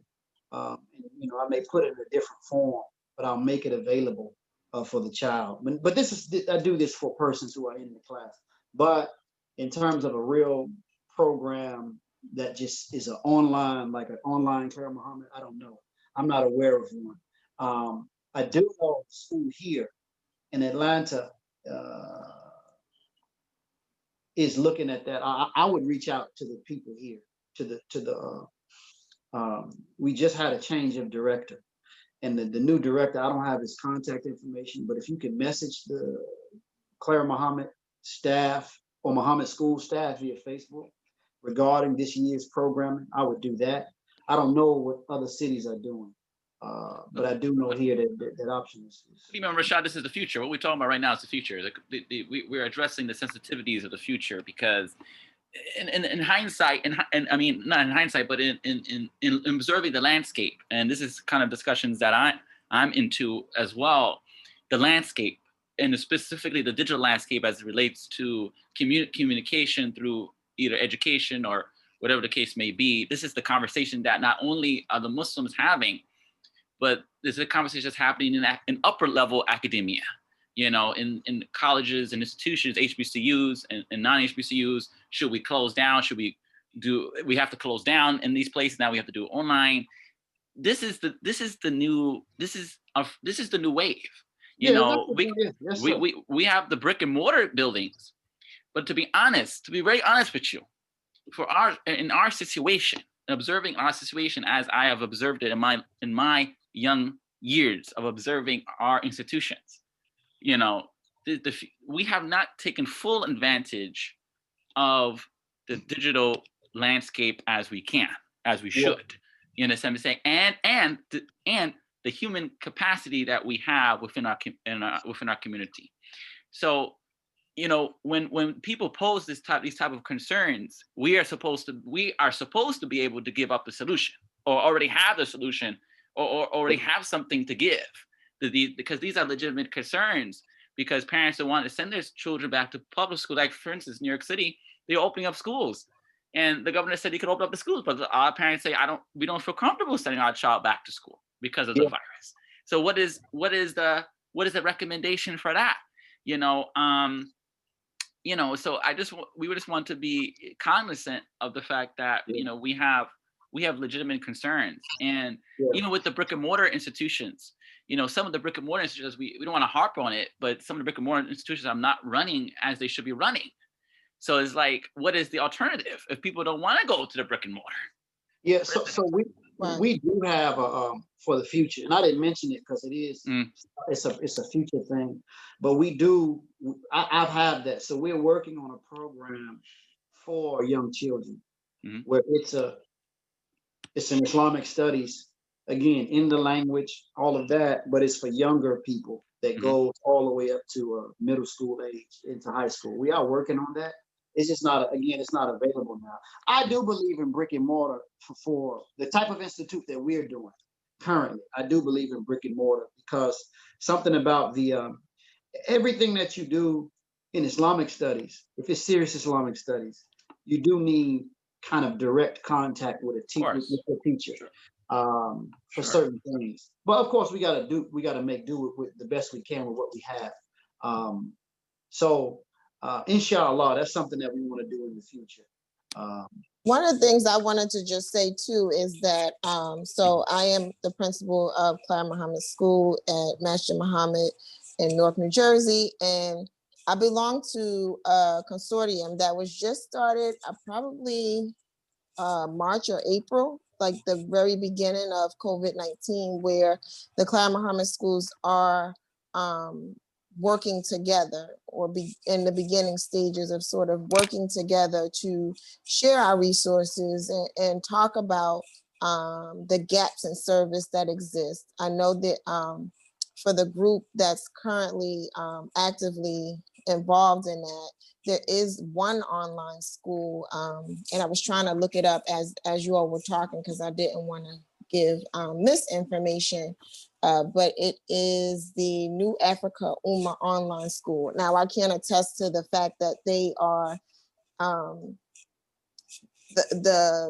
how the language of Imam Muhammad is infiltrated into their curriculum. But I do know that there are definitely discussions being had, especially in light of COVID-19 and the fact that our schools have to move with the wave of the times to be able to serve our community. And one of the things that we talked about, we actually had a Zoom meeting on, I think that was Thursday, I'm not sure which day, either Wednesday or Thursday. And we talked about the fact that we have this unique opportunity, like this is the ideal time for us to sort of make some turns with reference to what it is that we say we want to do for our young people in our community. And so those discussions are being had. Inshallah, it'll propel us forward to do what is necessary in our communities to educate our children. Excellent. And we have another question that came in. It says, Imam Rashad, it says, will you be able to work with the effort to develop a national curriculum so that the serious folks will be on the same page all over the country, such as Sister Khadija Sadiq and Imam Mubashir Uqta? The person says, I remember the Imam Muhammad said, I quote, I don't need a lot of people. Don't you think that we need a uniform curriculum effort to move forward? They're asking for a uniform curriculum. Yes. For what in particular? For at what level of education? Yes. I don't know. Can the person 742307? Can you clarify for us your question? Well, I'll answer it if they change. If they're speaking of not like a Clara Muhammad school system, then yes, I'll be more than happy to contribute. And I had to learn, one of the things that I did when I moved from Milwaukee, running a school, it's not like what people think. I mean, it's some work. Yes. And the Marsh can relate. She my sister knows, and I've had people okay, tell me, you could have just did like, bro, you just don't know. You just literally are the true definition of a person. You just don't know. It's just a lot. And so if it's for the elementary, high school, the person said it's for elementary and high school. That's what the national curriculum, United Curriculum, is for. So as I've grown, I've learned my capacity, and I would love to make a contribution to a curriculum. That's it. I would love to. Oh yeah. I mean, and then at a college level is what we're doing right now. We want to make that more open because of the different angles, like what Imam Mubashir Uqta is doing. I think that our work connects to the other works that I mean, we've mentioned some, but again, you just mentioned Imam Mubashir Uqta as well. And also you have Mali, which is an institution. And then you have, I prefer what Imam Mubashir Uqta is doing after really looking at the issue. I would much rather, one of the things that we want to do is put together a library. We already have a lot of material, but we want to continue. And we know that there are persons who have contributed to the library. The books put out by Imam Rashad Shaheed, I understand why people in the community like them. And, I have nothing but love and respect for Imam Rashad Shaheed, but those books, it's hard to navigate to me. we were actually, I was actually going to do on our Facebook page when I set it up, I was going to do a series because I did one before at the masjid here on Thoughts for Searchers. But those books, editing is editing is a serious thing, and a lot of that material are from the classes that we were in, and a lot of it is from other content. And the flow, the flow to me, I would have to re-edit it to do the flow. I think it's good for people who just haven't heard and they just want to get some content. But a lot of that stuff, I was there, a lot of it. Some of it I wasn't, but a lot of it I remember being there. And when you take if it's a class or if it's a lecture, and you just put it all together because it's all talking about Jesus, that could really, or Adam, it really. I'm of an opinion now where I think we should just keep it like Imam Ugda has it, where it's just, look, this is the lecture from this setting, and leave it up to the students to kind of navigate through it. Because you can really see Imam Muhammad, those lectures, Imam Muhammad was like, he was putting a perspective, a vision before our eyes. So it's like if you have a puzzle, you have 10 different puzzles of plants. And if you just take pieces, the red flower here and the red stem on that picture and the red vine on that, you put it together just because it's red, it may hurt more than it helps. So that's a side note, but I'm thinking about that. As we build our institutions, we have to make sure that the publications, they have to be structured a certain kind of way, in a way that really respects the aim.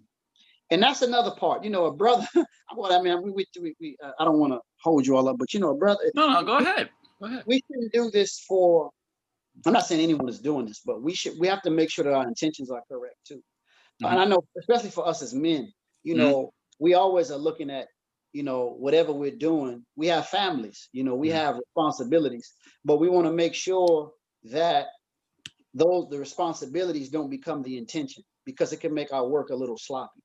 There was a book put out several years ago, and it was like, it's a commentary by Imam Muhammad. It was just extremely choppy, and it was a mess. I don't read those. I don't. It was a big spiral bound book. It's like 300, 400 pages. I don't even read it. It's too choppy.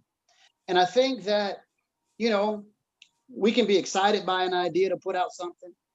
We all got to make some money, but we have to be very careful about, what we put out and how we put it out. You don't go outside with no clothes on just because you got to make it there by 5 o'clock. No, if you're late, be late, but be dressed correctly. So if we're going to put out something to the world from our leader, it has to be right. It has to be right. It can't just be because we're trying to quality review.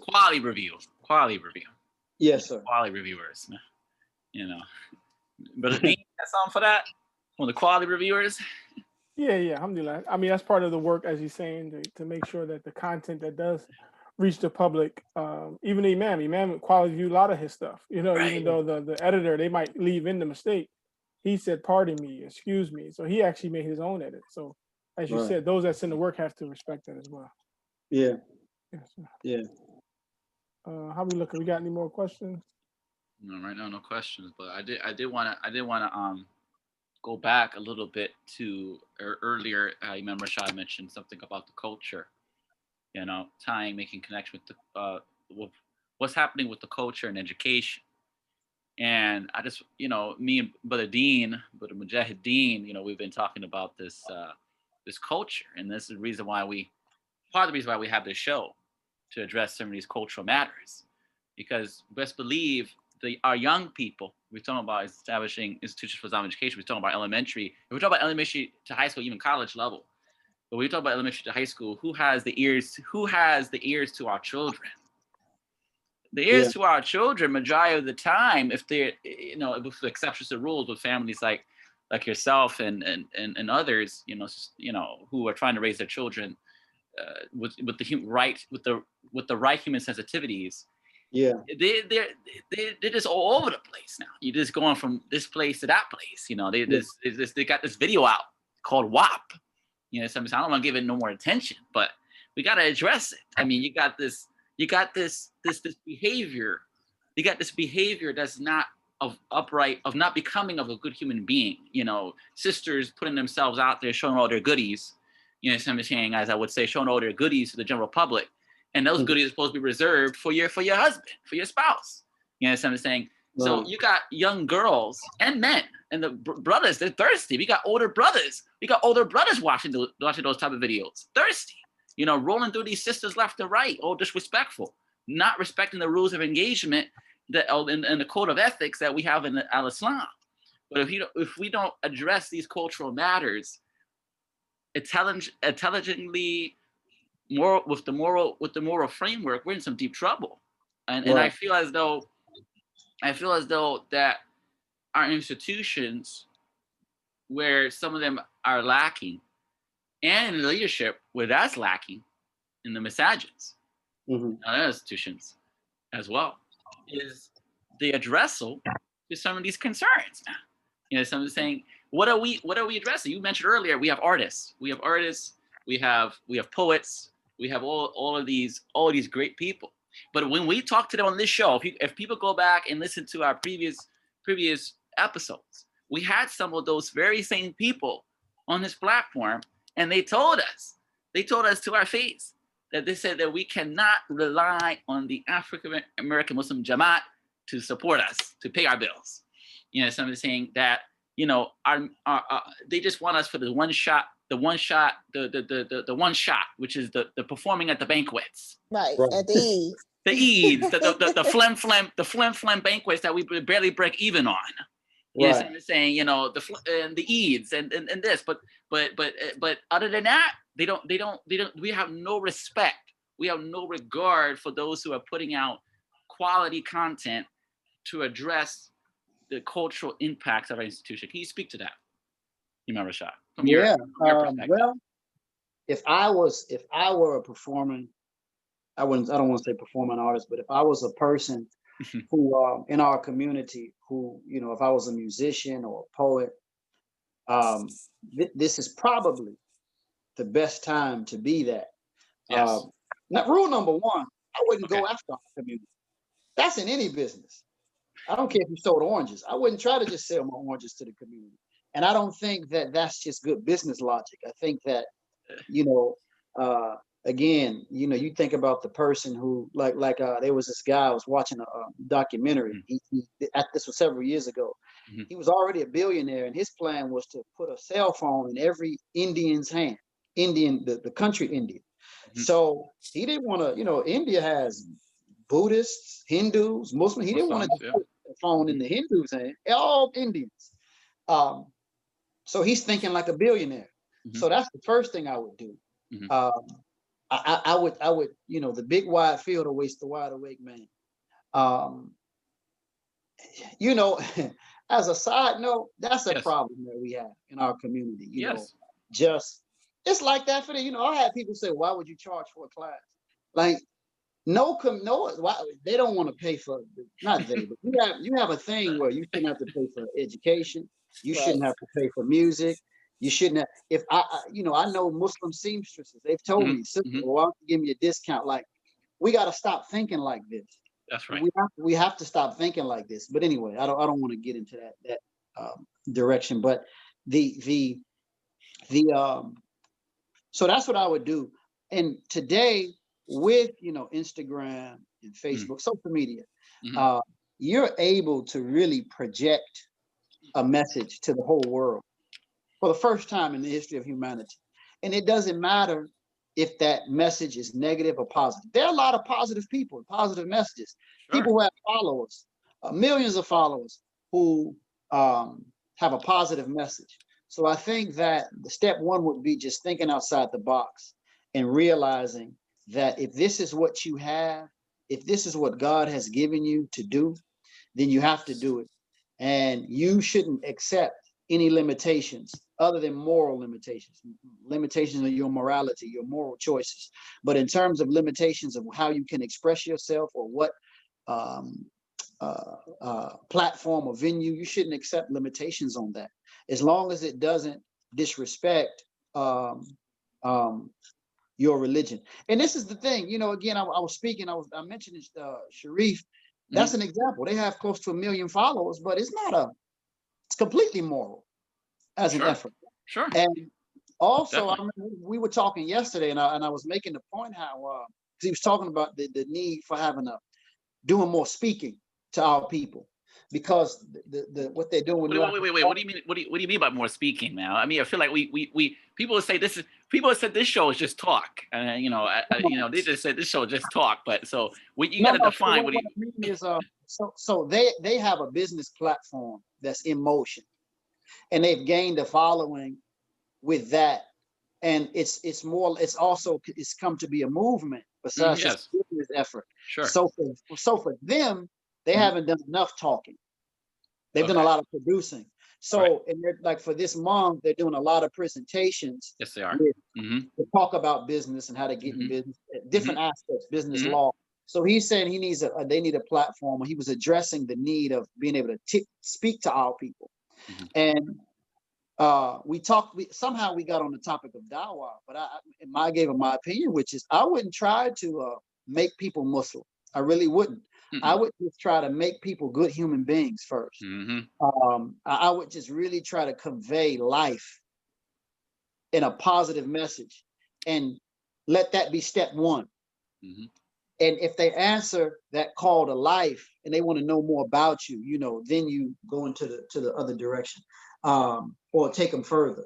So I think that's what our musicians have to do. They don't have to have a song called Allah is King. They can. I'm not saying that's bad at all. I'm not knocking that at all. But I'm saying they can have songs or poetry or whatever that just addresses universalities that are really speaking to the needs of all people. But one thing I will say about, I learned this a lot with Muslim music and Christian music. It's two extremes. It's either super corny or it's super corny. Or super, it's a group that they just remake worldly songs. I have you talking about D Squad? I don't want to name anyone. Beloved. I mean, they broke up anyway. Inshallah, they get back together. Yeah, they're going some strife anyway. But I really don't think. I mean, I understand. Now, I do respect, and that's the thing. We'll be able to disagree and just, this is my logic. Okay, that's your position. I really disagree with. They serve a purpose, man. The earth is vast, so you don't have to. Very vast. Earth is very vast. So I don't, because what happens is music carries a spirit. It just does. Beats, tones, programming, delivery, programming. So if you say Allah is God, it still has this. You're still conveying a spirit, and we just have to be careful. And again, when we come alive to what we are as human beings, I mean, we've invented all of these other genres up until this point. Why stop now? Right. Let's invent something that's attractive. Why are we limited to, if we're not rapping it? Rap came on the scene at one time. And as you all know, the rap of today is totally different from the rap. Come on now. Let alone the 80s. So let's be real creative. Let's create a new genre of music. Maybe we incorporate the poetic aspect, but we bring back instrumentalism, something, who knows? But I think that we have to dare to be different. We're Muslim. And as Muslims, we don't follow the world, we make the world. That's how we have to think. So, that you be rocking that hijab and all, I'm not a fan of that stuff. I'm sorry. Okay. Hold on. We're gonna get to that. I mean, that's a good topic. We have one more. We have another question popped into the queue here. So let's see if we can answer this one. It says, the Muslim Convention, sponsored by the Mosqueers, which by the way is another one of our institutions. How should that platform be utilized for like-minded individuals to come together nationally to address many of these concerns? Say that again. So how should the convention be utilized? Yes, so like we're utilizing right now to address these multitude of national concerns that we have. So, that sounds like a loaded question, to be perfectly honest with you. But I love everybody and I love you all. I'm sure whoever asked that is a brother or sister. They are brother or sister. So I'm going to give you my answer. Because anytime we have these discussions, you have questions. So this person may be totally innocent, but you'll have that. Like, I was on a program, and after I was through, they asked me, what's my position on Wallace Muhammad? To me, you know, that's not why would you ask that question? That's a weird question. You know what I'm saying? That's not, we're not doing that right now. No, that's not the topic. That's not the topic at hand. Yeah, we're not doing that right now. The focus. So, you know, when we ask questions, and again, this person who asked it may be totally innocent, but I'm totally just springboard into something else. We want to make sure, just like you shouldn't build a masjid, if not on taqwa, you shouldn't build it for you shouldn't do anything. We shouldn't ask questions. We shouldn't even dress up. We shouldn't even, I'm gonna wear this color because I know that, you know, we should be very cautious because we're all together. I mean, let me just interject this one. I mean, I get what the question is, because on the other hand of the spectrum, Imam Rashad, what our biggest cultural social gatherings was the convention. Then it was, and then was a time to be grateful. And then other than those two main functions, what else is there? So here's something that I see that and I don't, this is kind of taken, before we go, I do want to discuss our program just for the listeners. Sure. I'm going to kind of go about a roundabout way. Here's what I think we do.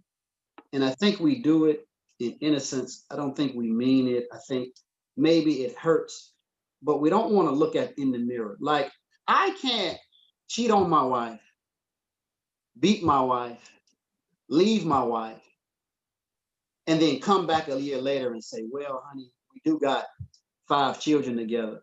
We have 10 years of history together. And I do really love you. I'm going to bypass the cheating and the beat. I'm going to bypass all of that. You see my face, right? But we got children together. Like, Now, those children, that is a strong argument. And there's immense value in the fact that we have children together. But if we can't reconcile these acts, it will never. And I'm not speaking about me. See, we can't say God is in control of everything, huh? And then when our house blows over in a tornado, he ain't in control of that. Exactly. Yeah. Now we're secular. So I honestly believe that the state of the conventions, perhaps we should at least question, perhaps Allah is allowing it to be this way because missteps that we have made. I'm going to say we. I don't even want to point a finger at, no, I am going to. I said this on your program before. We have to acknowledge that the way things were handled with Imam Muhammad's wife, see, this is not even a forum for that, but I'm going to say it was incorrect, absolutely incorrect. And there's some of us, you will never get our support. Listen to what I'm saying. Now, you can have your belief in addressing these issues. You will never get our support until these things are rectified. I was on Wikipedia the other day. Oh, yeah. You know, they're saying Imam Muhammad was at least one member is still saying Imam Muhammad is a polygamist. That is absolutely. But you know who controls that Wikipedia? You know who controls that, right? You know, we don't have no access to that Wikipedia. The Nation of Islam control the Wikipedia. Repeat this: Nation of Islam control the Wikipedia page for our leader. But they weren't the first ones to say that, though. I was a witness. I saw the persons. You see what I'm saying? So okay now. The court case, the situation with the intellectual properties. These things are messy, and we allow abuse to take place in our face. We allow for our leader's name to be besmeared, and that is what maybe Allah is saying. This is not going to go any further. This won't be successful until. Maybe have we considered that? And I'm telling you as an individual, I will love you. I will love you as my brother or as my sister, because these things aren't big enough to divide us. We're Muslim. We come from the same mother. But I may have a physical blood brother who I'll say, well, look, man, you wrong for that. And I'm never coming over your house for Thanksgiving, but I love you. I may even send you a birthday card. But we're not going to sit and eat turkey and act like you just steal my money. And until we become like that, until we recognize that, it's going to be hard. It's going to be real hard. And you know, there's a saying that the proof is in the pudding. People don't want to show up to these things for a reason. For a reason. And to try to just use these arguments that it's ours, all of that's true.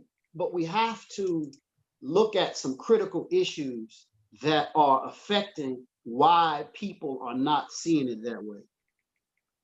And until we're ready for that conversation for real, without any, you know, you go to these, I mean, you go to imams meetings, you go to these community forums Sunday, we're gonna hash it out, and there's an agenda there.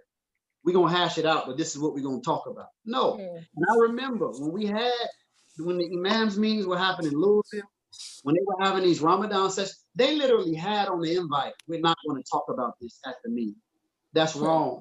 That is wrong. And you know, I have a class and we promote. But I'm definitely not looking for nobody like me at all. If my reward for taking this is live on an island, I'll see y'all later. But I'm not going to sacrifice what I believe to be right and correct. Again, lies on our leader, mistreatment of his wife, etc. Mistreatment of our inheritance that God has given us. We can't bypass that stuff in the name of unity. No, it's not gonna happen. So that's my answer. That's your answer. It's loaded, man. It's a loaded answer. We're never gonna be able to even get together to talk. So you're saying until we address those elephants in the room, for lack of a better term, those elephants dinosaurs in the room, brother. Okay, dinosaurs. And you cannot bypass those things. And this is what I'm saying. We have to be, again, that's why I keep prefacing, we're still brothers, we're still all together. You have to be able to disagree with me, see my logic, disagree with me, I see your logic, disagree with you, and at least we on each other's positions. But these type of, I see them as emotional, you know, they're winds of emotion type arguments where it's ours. It's the, you know, if it's ours, then that's why we should correct it even more. If it's an institution that Imam Muhammad established, that should give us more fervor to correct it from a moral perspective, et cetera, et cetera. And to downplay, it's like my wife. I may do something to my wife or my child. It's not a big deal to me. But that doesn't mean that it didn't mean something to them. Right. And I have to be mature enough to say, I didn't mean it, but wow, they're affected by it.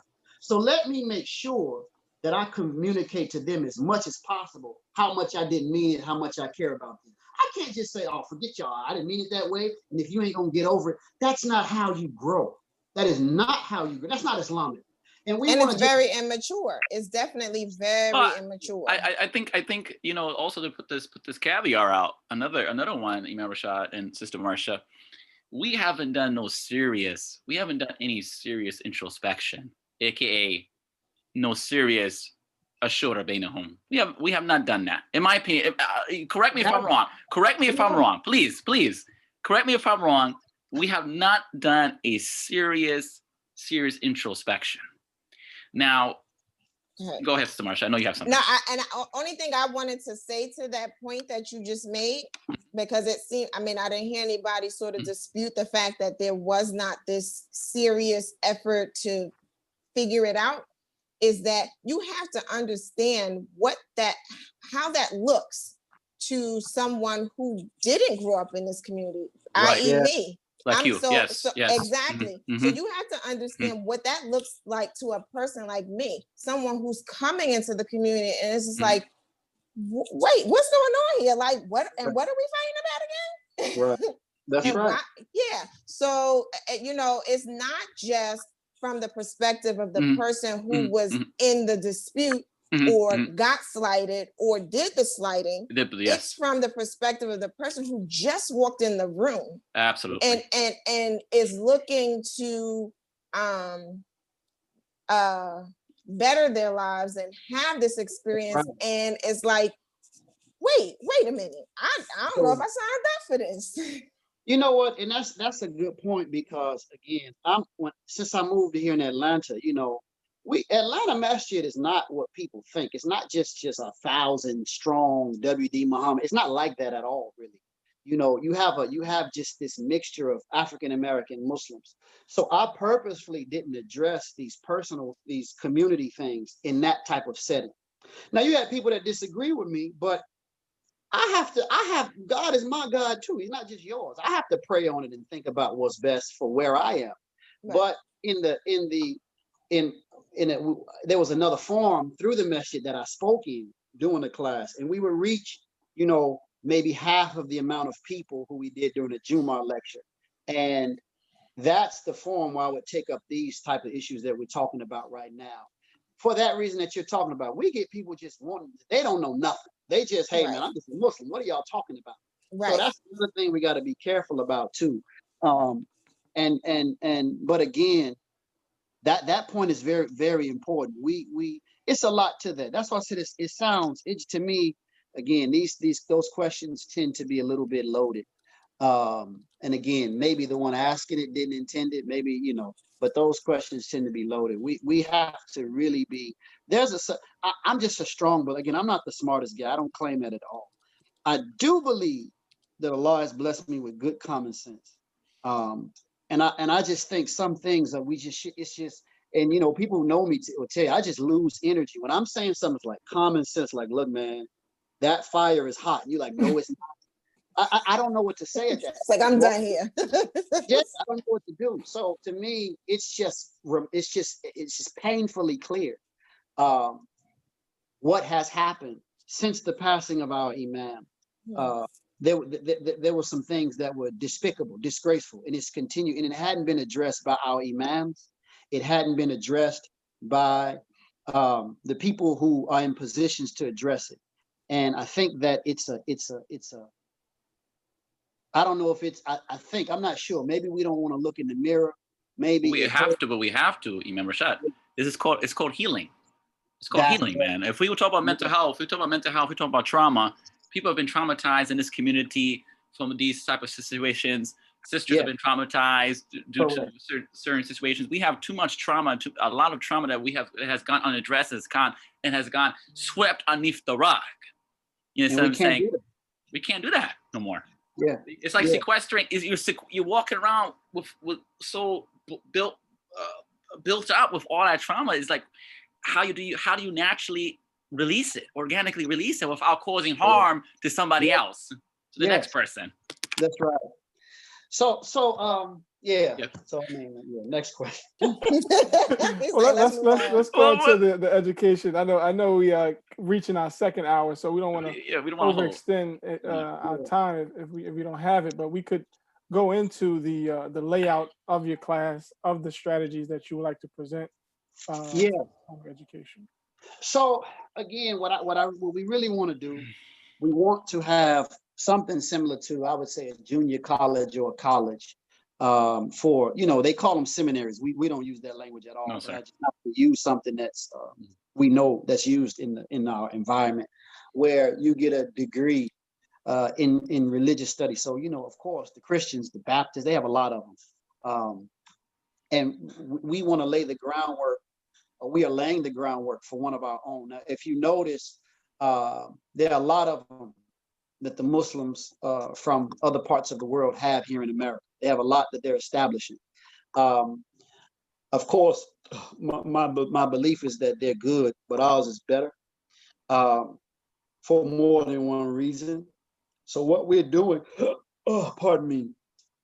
what we want to do, we have a 3-year track as the basis. We actually have 7 years built out, but we'll save that until we get to the actual physical structure. So in our online structure, as we have it currently, we have 3 years. The first year is what we're doing now. We're going to do on the ad, we have about 13 surahs. We really want to do between 13 and 20, at least 13, but up to 20 surahs of the Quran. Again, we study word for word. So the terminology, we look at points of grammar, and then we want to do the meanings. And our interest is to give the student some methodological tools. In other words, how do we come to this meaning? And how, and where does this meaning come from? Where does it come from? How do we arrive at that? So for instance, we know Imam Muhammad, for example, his translation of Ar-Rahman is the merciful benefactor. Well, why does that translation exist? Why do we have that translation? What supports it? So the primary methodology is to look at the text itself and see how the actual Quran gives textual support. Mm-hmm. The second would be looking at the textual support from a comparative religion perspective, and also the traditions of our prophet. We want to look at that as well. And then what we want to do after that first year. So after this year, we want the students to be able to read and have keys or tools for access. Mm. That's one, as they read the Quran. So for instance, if we just look at the term Rabb, and like what we did today in our review, Rabbil Alameen, Maliki Yawmiddin, like if we know what Rabb means, if we know what Yawmiddin means or Maliki Yawmiddin, why does one follow the other? What is the logic in this progression of the language?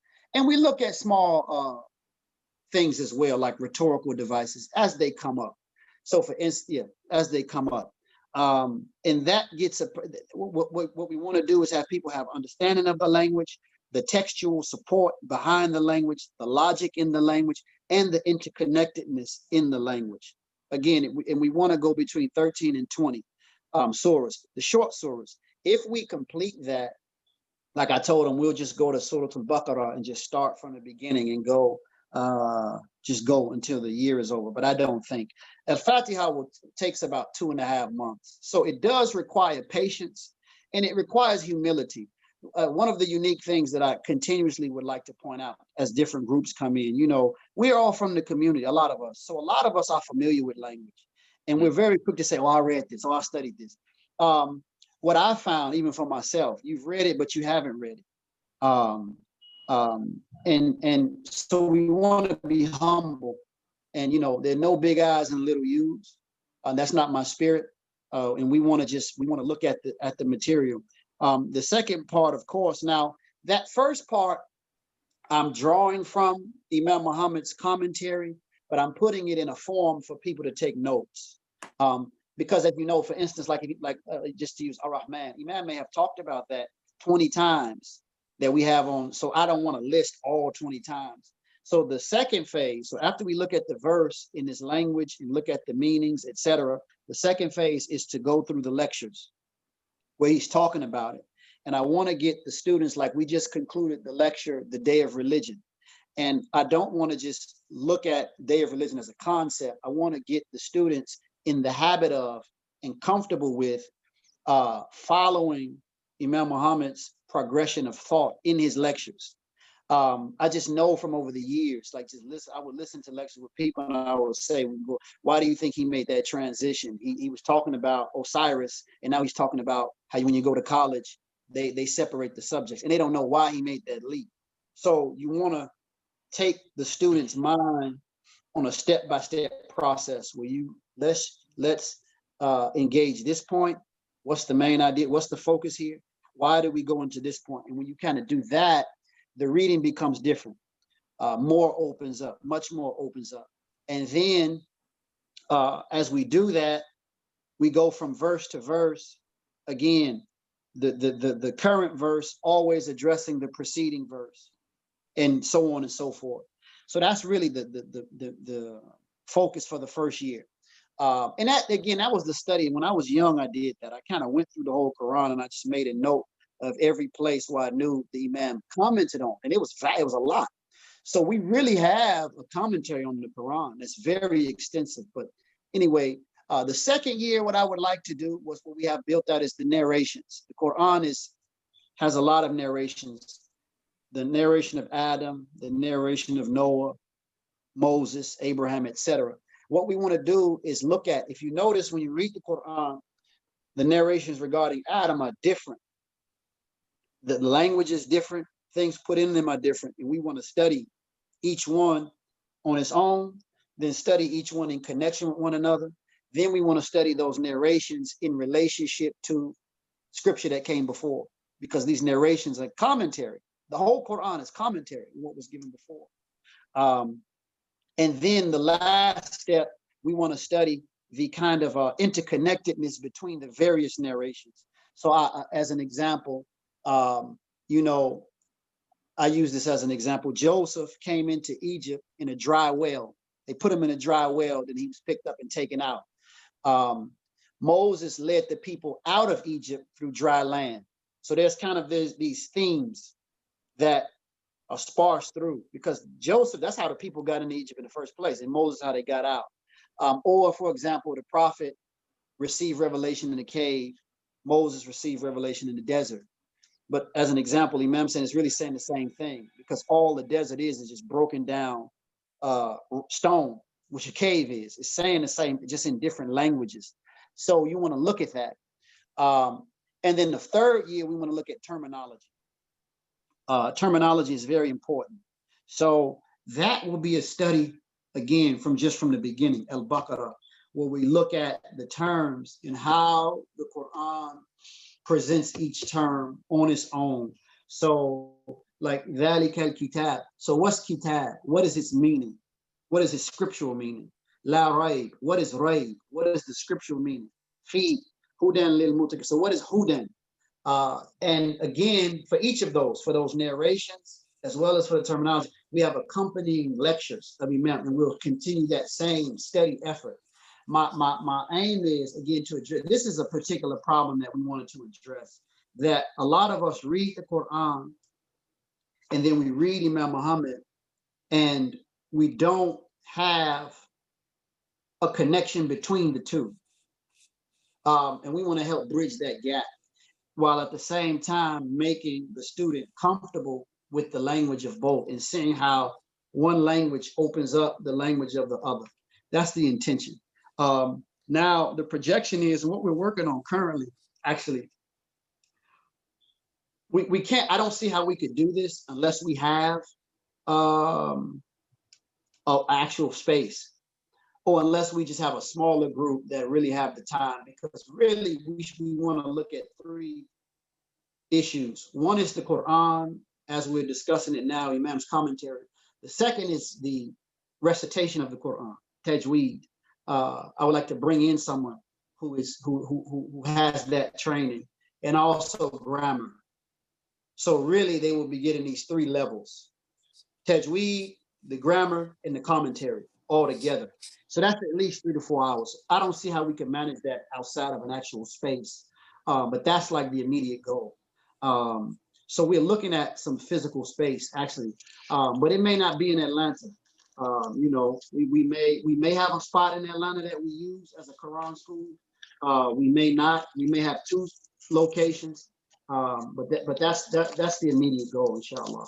And again, we have other programs we've built out as well. Like, I actually do want to do an imam's training. A part of it is like simple things like giving a speech, giving a lecture. Like, how do you give a lecture? Like we're told in the Quran, invite to the ways of your Lord with wisdom and beautiful preaching. That's a real thing that we have to do. It can't just be, you know, there's a science to conveying ideas. There's a discipline. Another track is, of course, Islamic studies in a more broad view, because I do think that the imams in our community, they should be aware of these things that we pointed out, like what makes a hadith sound as opposed to not. And they're basic mistakes that you will hear. They're basic things like you'll say, well, look, that doesn't sound right. I don't agree with how that sounds. They'll say, well, listen, Bukhari. Well, that's obviously not a learned position. You know, there's just a clear distinction between the hadith being sound, authentic, and it being its interpretation. Those are 2 separate disciplines. And I do think that imams and teachers, it doesn't have to just be imams, in our association, they should have that education, at least in a basic way, a basic academic sense. And then, you know, we have a comparative religion track and some other things that we're working on, but that's the main bulk of it. So we want to start it as an institute for Quran study and leadership, and then we'll go into other areas as we mentioned. So anyone who has the interest, We still have some slots available. Those who have an interest, we will be more than happy to see if it will be a fit. It does require seriousness on the part of the student. I suggest at least an hour a day of study. I suggest that, period. For anybody who's studying anything, you should at least give an hour a day in consistency. You know, and I know how schools are, and I know how programs are. Everyone's excited, and by the end of the first month, everybody, you know, half dead. And, you know, we want people to be mindful of what our needs are as a community and keep that before them. And we want individuals who are serious about the future of our community. I don't care if you're 300 years old. If you are serious about the future of our community, you're welcome. But we do want individuals who are willing to put in effort. And I relate it all the time to exercise. You know, that muscle, if you haven't used it, it's going to be strained. But as you continue to go, you'll get stronger.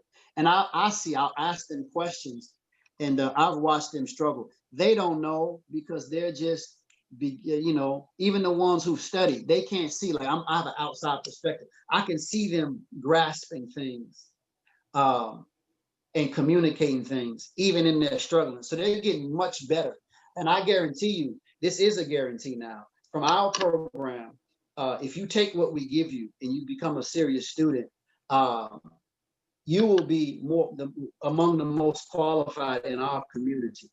And these, again, those entrusted with leadership that we spoke about, again, they won't be, you'll be ahead of them. That's a guarantee. And I'm not saying that with any arrogance. The guarantee of our program is, I'm talking about year one, the vast majority of them would have to listen to you in teaching, not like you're going to take their position. We're not doing that either.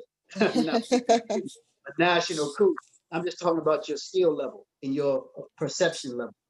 You don't need Arabic to qualify. If you do, alhamdulillah, we are working on an Arabic track because we do get a lot of people who want to know Arabic.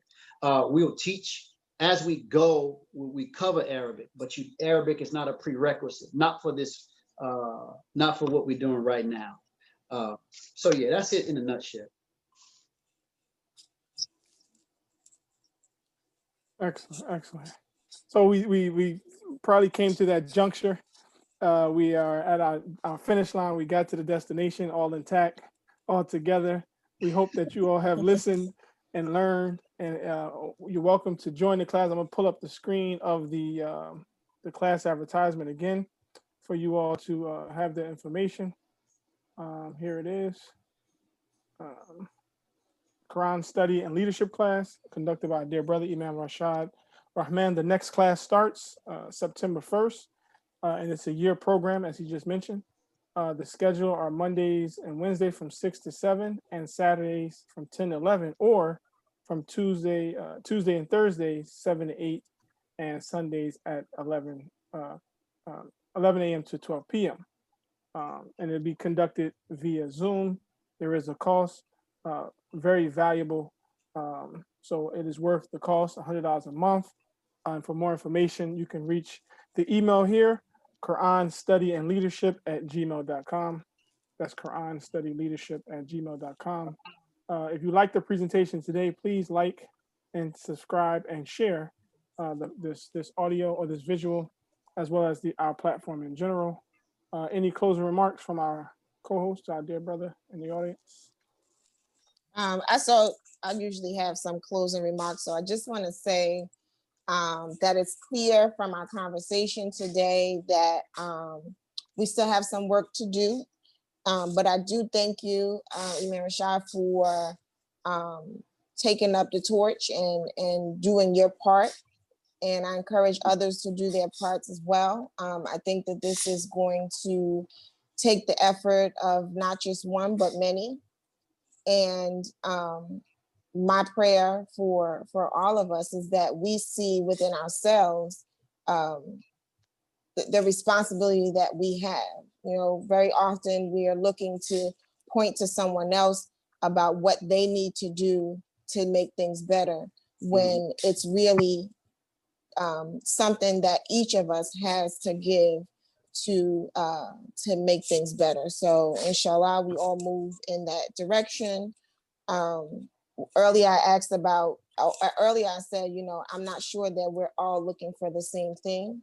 And so I'm hoping that from this conversation and other conversations like this, we begin to look for the same thing and to do our part to make that happen. Excellent. Brother Bilal? My closing remarks, I thought this was a great exchange.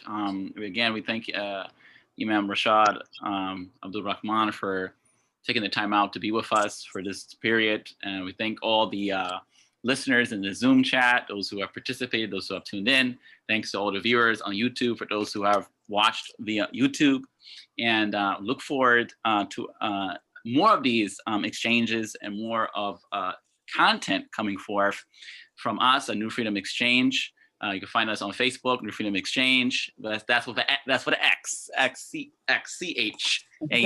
You got your X on? Did you put your letter in there? And on YouTube, New Freedom Exchange. Subscribe on Instagram, also New Freedom Exchange. And we cannot forget, before we let you go, the Daily Digital. Bring the Patreon up. We can't let them go without. Yeah, we can't let them go without the Patreon. Well, yeah, I was going to put that on after the. Okay. I did want to play. You had posted Imam Rashad earlier during the week, a clip from Imam Muhammad meeting of the brothers. Yes. So we wanted to play that on our close after we close out. Yeah, but that's I'll put the Patreon on it. But the Patreon, again, is just a platform that we are transforming and putting our content on, and we allow people to support us financially through your donations. We do have something called the Bilalian Trust, which is our preservation project of the language of Imam Muhammad, artifacts, historical documentations, recollections that we have, and we're upgrading them to make them accessible to the modern time. So for those of you who have made those contributions, we are going to send you, and of course our guest Imam Rashad, I'm about to call Imam Muhammad, he is Imam Muhammad, one of those documents that we as you mentioned actually in your presentation about crucial, CRADE, the Committee to Remove All Images that Attempt to Portray the Divine. It was more than just the little snapshot in the Muslim Journal. I mean, there was a wealth of planning and workshops and booklets behind that. So Allah has blessed us to have access to that, and we kind of upgraded it to make it more palatable in today's time. Also, to close out, I want to read this comment actually from one of our attendees. This person said, "This is one of the best and most truthful discussions I have heard in our community. Striving for excellence is a serious matter. Imam Rashad, we are so grateful for your presence and your candid talk. May Allah continue to bless you. We cannot solve problems until we honestly face them." Alhamdulillah. Thank you. All right. So until next time, I did have another quote from Elijah Muhammad, but we'll go to another, because he mentioned about the importance of how Allah has chosen us to build a new nation and government of peace. Let us take the courage and build it. And so Imam Rashad has given us a lot of content and leadership for us to achieve that goal. So until next time, Assalamu alaikum. I'm going to bring up this clip and then we'll see you on the flip side.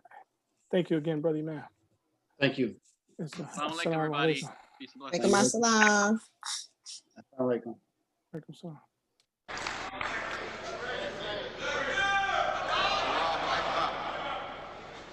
Yes, you brothers, we need you.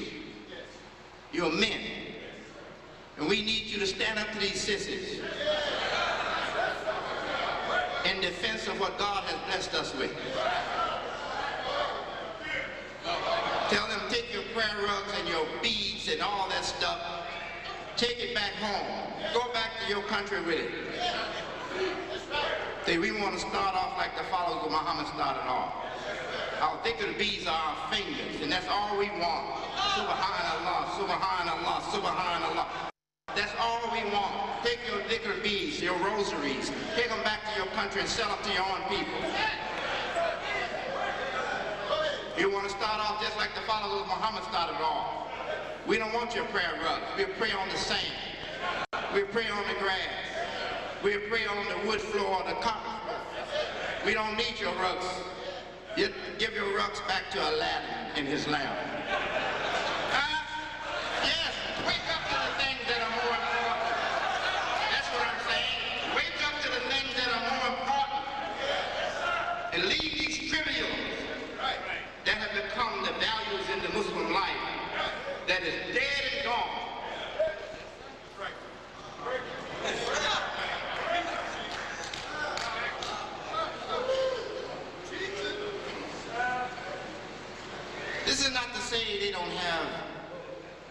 excellent minds among them? Certainly they do. They have strong and excellent, learned, brilliant minds among them. In all these countries, you'll find some great thinkers, highly educated Muslims. And now females too are growing. They're growing in knowledge and leadership in many places. But they don't have the vision. They don't have the knowledge of just what went wrong and how to correct it. They don't have it. If they did, they could make change in a few days in their own countries, but they can't. They can't make change. Oh, it's because of the big Satan, America, dominating everything. Nothing is too big for God. Nothing is too big for God. America is not the problem. Their own ignorance is the problem.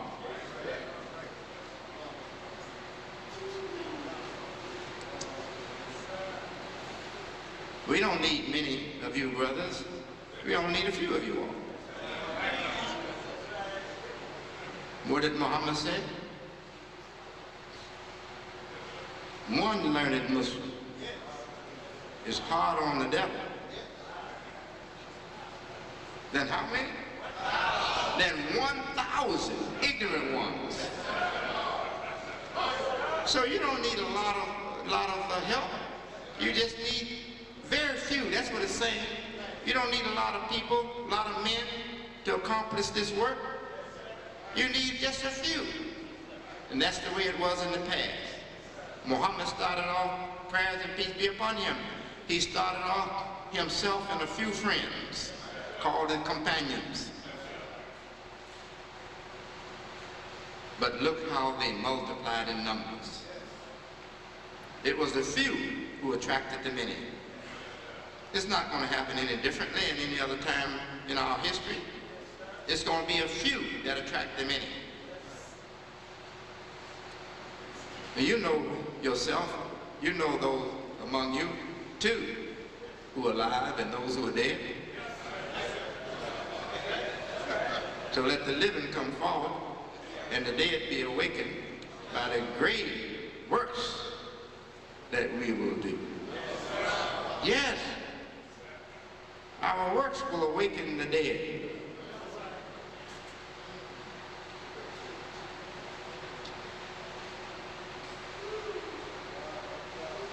What is the Islamic world missing most of all? It is missing basic concepts and the most important perceptions for the human mind, especially for Muslims. They are missing the correct perception of even God. Sure, they say Allah is one, but they're not knowing him as they should. They say Muhammad, they're missing the perception even of Muhammad the Prophet. They say, yes, they say Muhammad is God's messenger, he's his servant and messenger, he's the last prophet. But they are not perceiving him as Allah revealed him originally in Islam, in Al-Islam. They are not.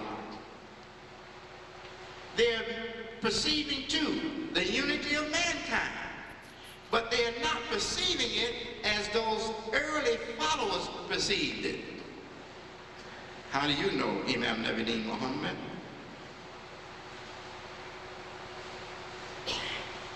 I know because God has blessed me to know. That's how I know. They're not perceiving Muhammad as he should be perceived. That's why they want him to be in competition with Jesus Christ. Say, oh, we want the Christians, we want the West. But they're attached to Jesus Christ. And it's shirk. It's forbidden the way they are attached to him, believing he's the God. So let us challenge them with Muhammad. Let's show them Muhammad, the message of God. But you're missing the important things in the picture of Muhammad, the message of God. So when you come with your challenge to their Jesus Christ, they laugh at you. How is he equal to the Son of God, to Christ, Jesus, the Son of God? Their knowledge of Muhammad is not full enough and clear enough to defeat even the shirk, the false belief in Jesus Christ as the Son of God. And the logic that they bring from Quran, which is powerful logic about the universality, the oneness of God and the oneness of his creation, the oneness of his creation in terms of his nature,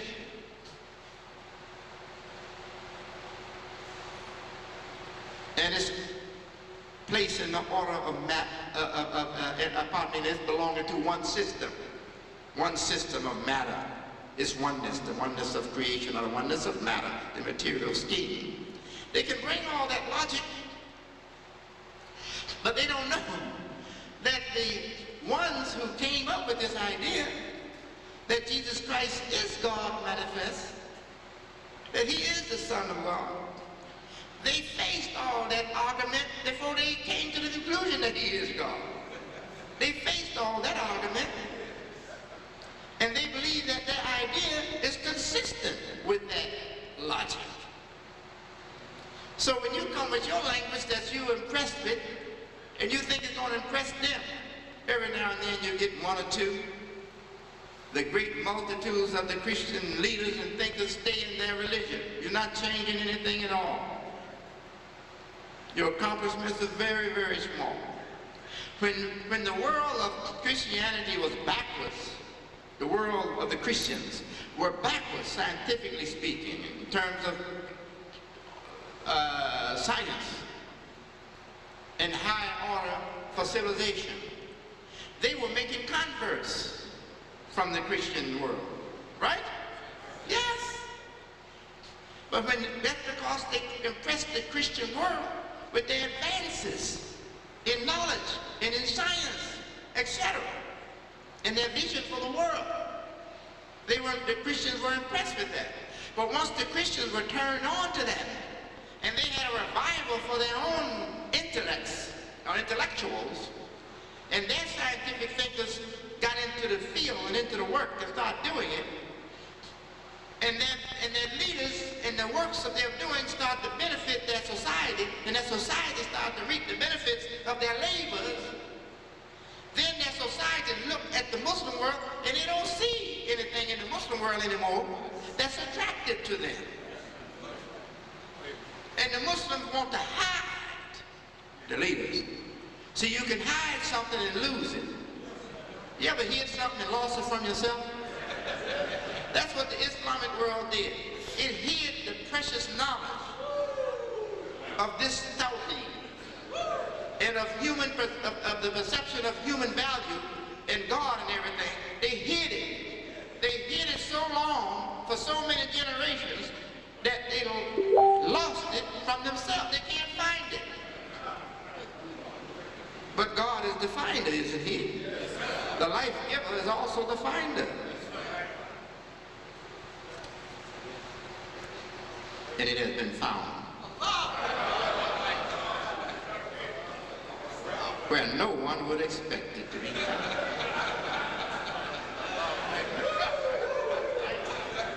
Among these Negroes, these blacks, in the ghetto, a child of an unlearned man, Elijah, uneducated man, no credentials at all, and his wife, another, an uneducated woman. Now, for the learned minds of this world, say, oh no, a guy like that, he ain't got nothing. No matter what he say, don't believe him. But the learned in the spiritual world, the learned in the scripture world shouldn't think that way. You should say, your mind should right away be drawn to the magnet of what is happening. and your mind should witness that this is the way God does things.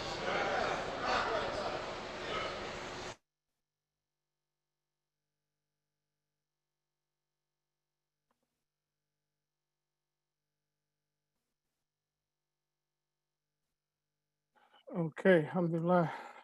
So we'll close out the show. Thank Allah for the programming today. We gave our closing remarks. That was a clip that we wanted to end on. As we were mentioning earlier, for those of you who have supported and made your donations by way of the Bilalian Trust, we'll have a special email sent to you. You still have time to do that. Also, we have our Patreon, which is our new digital platform where we'll be sending daily content for you all to stay engaged and participate. So that's all we got, right? Yes, sir. Inshallah. We'll see you all next time. Thank you. Assalamu alaikum. Wa alaikum assalam.